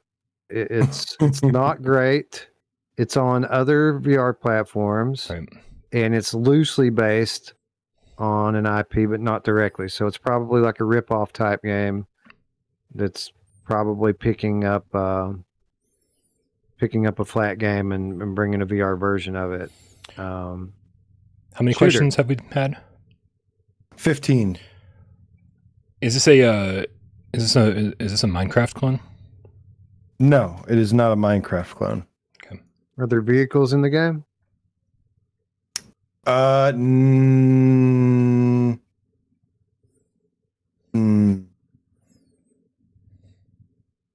Let's see here. Nobody in the chat is last time I got shit for saying a skateboard wasn't a vehicle or some shit. So I'm gonna give a freebie and just pass on that question. We are out of time, so I'm gonna make a. I will give you one hint before you make a guess. Okay.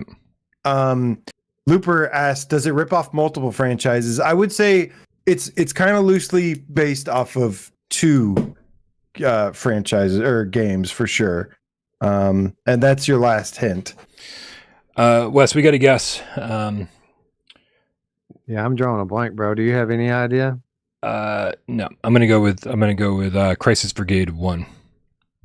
No, good guess. But it is not Crisis Brigade 1. The game that I have had in mind that I was like, ooh, this is a great one for a week and a half now. Released on November 19th of 2019, published by Tripwire Interactive and developed by Digital Load. This is the Metal Gear Solid / GoldenEye ripoff Aspire 1 stealth tactical VR missions, whatever it's called. Wow, I have successfully removed that from my brain because it was absolute trash. And I don't think anybody guessed it, because that's the thing. That's what I realized psychologically. Everybody has chosen to forget about this game. Yeah. I actually, after several updates, I actually thought it was okay. but I was constantly shot down when I tried to make any sort of case for it. Yeah. I got y'all. I got all of y'all. I mean, I'll shoot you down again. They never fixed the fucking spatial audio in this game. But that was like literally the last thing they didn't fix. It's a stealth game. All you hear are footsteps, like just trouncing all around you, and it's like, that's not what a stealth game needs. I thought they did fix that. They didn't fix that. No. The like horrible footsteps stomping in your ears all the time.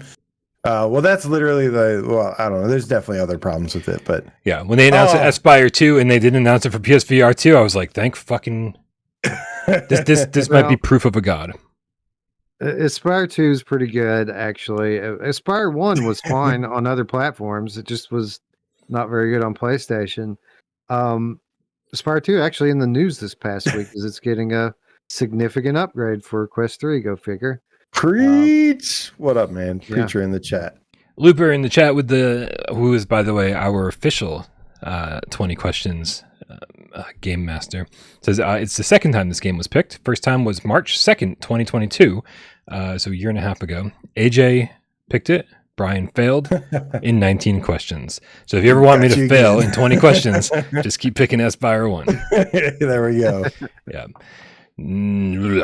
God, I love it. Now I'm not going to be able to sleep well tonight because you got me thinking about Aspire 1. But it's the Metal Gear Solid and GoldenEye of VR, Brian. Yeah, or so says Upload. So that's a thing.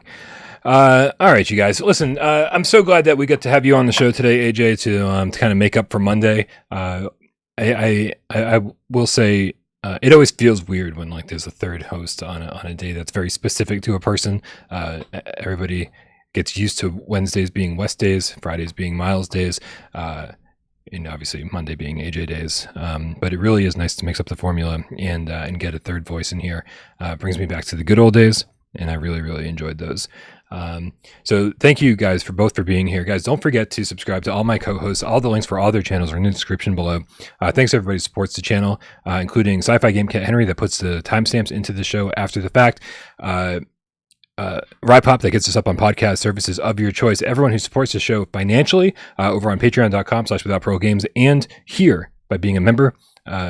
And of course, everyone who tips during the show. You guys are paying the bills, keeping the channel alive. We appreciate you so very much. We also appreciate everyone who hangs out, shoots the shit, keeps us entertained while we try to keep you entertained. And everybody who sits back and watches the show and doesn't say a goddamn word. We know you're out there. We love you just as much. Happy West Day, AJ. Brian. Happy West Day, Brian. And thank you for letting me make up Monday. And Wes, thank you for letting me come on today and for being a good friend and for being a cool fucking dude and a great co-host. And yeah, man, appreciate you guys. Yeah, well, thanks for coming. And I say it every time. It's always fun, and you're more than welcome to drop in anytime and hang out with us. It's cool. Happy Wednesday, gentlemen. West J, Brian. West J. Let's go.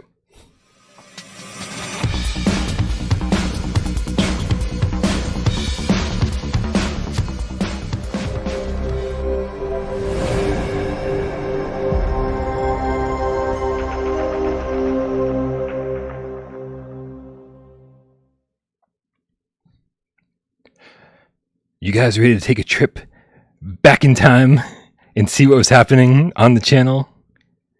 Oh, I love this. I don't know why you started doing this, but I love this when you do this now. Oh, good, because I don't know. Because I've completely run out of original ideas, and this was the last one I had floating around. Okay, so let's see what was happening. I didn't even look this one up. Let's see what was happening on October 4th.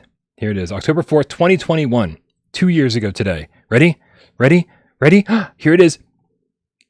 Hubris Preview Roundup. Which PlayStation VR games are 10 out of 10? Oh, yeah, it was right. 2 years ago, we were scraping the bottom of the barrel. Dude, Hubris came out like a month ago. Yeah. This is from 2 years ago? Gosh. We were way ahead of our time, Brian.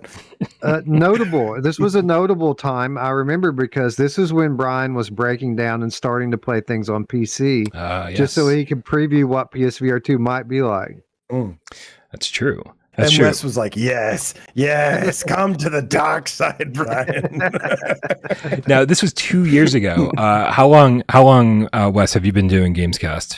Like just over a year, right? Yeah, about a year and a half. Year and a half. I want to say I want to start like at the beginning of 2022. I think. So this was before your time. We could have definitely used you on this episode. Yeah, where were you, man? We needed you. I've been here the whole time. I've just been in the chat. There you go. Very nice. All right. Well, back to the present Reality. day. Wingman falls flat. All right, guys.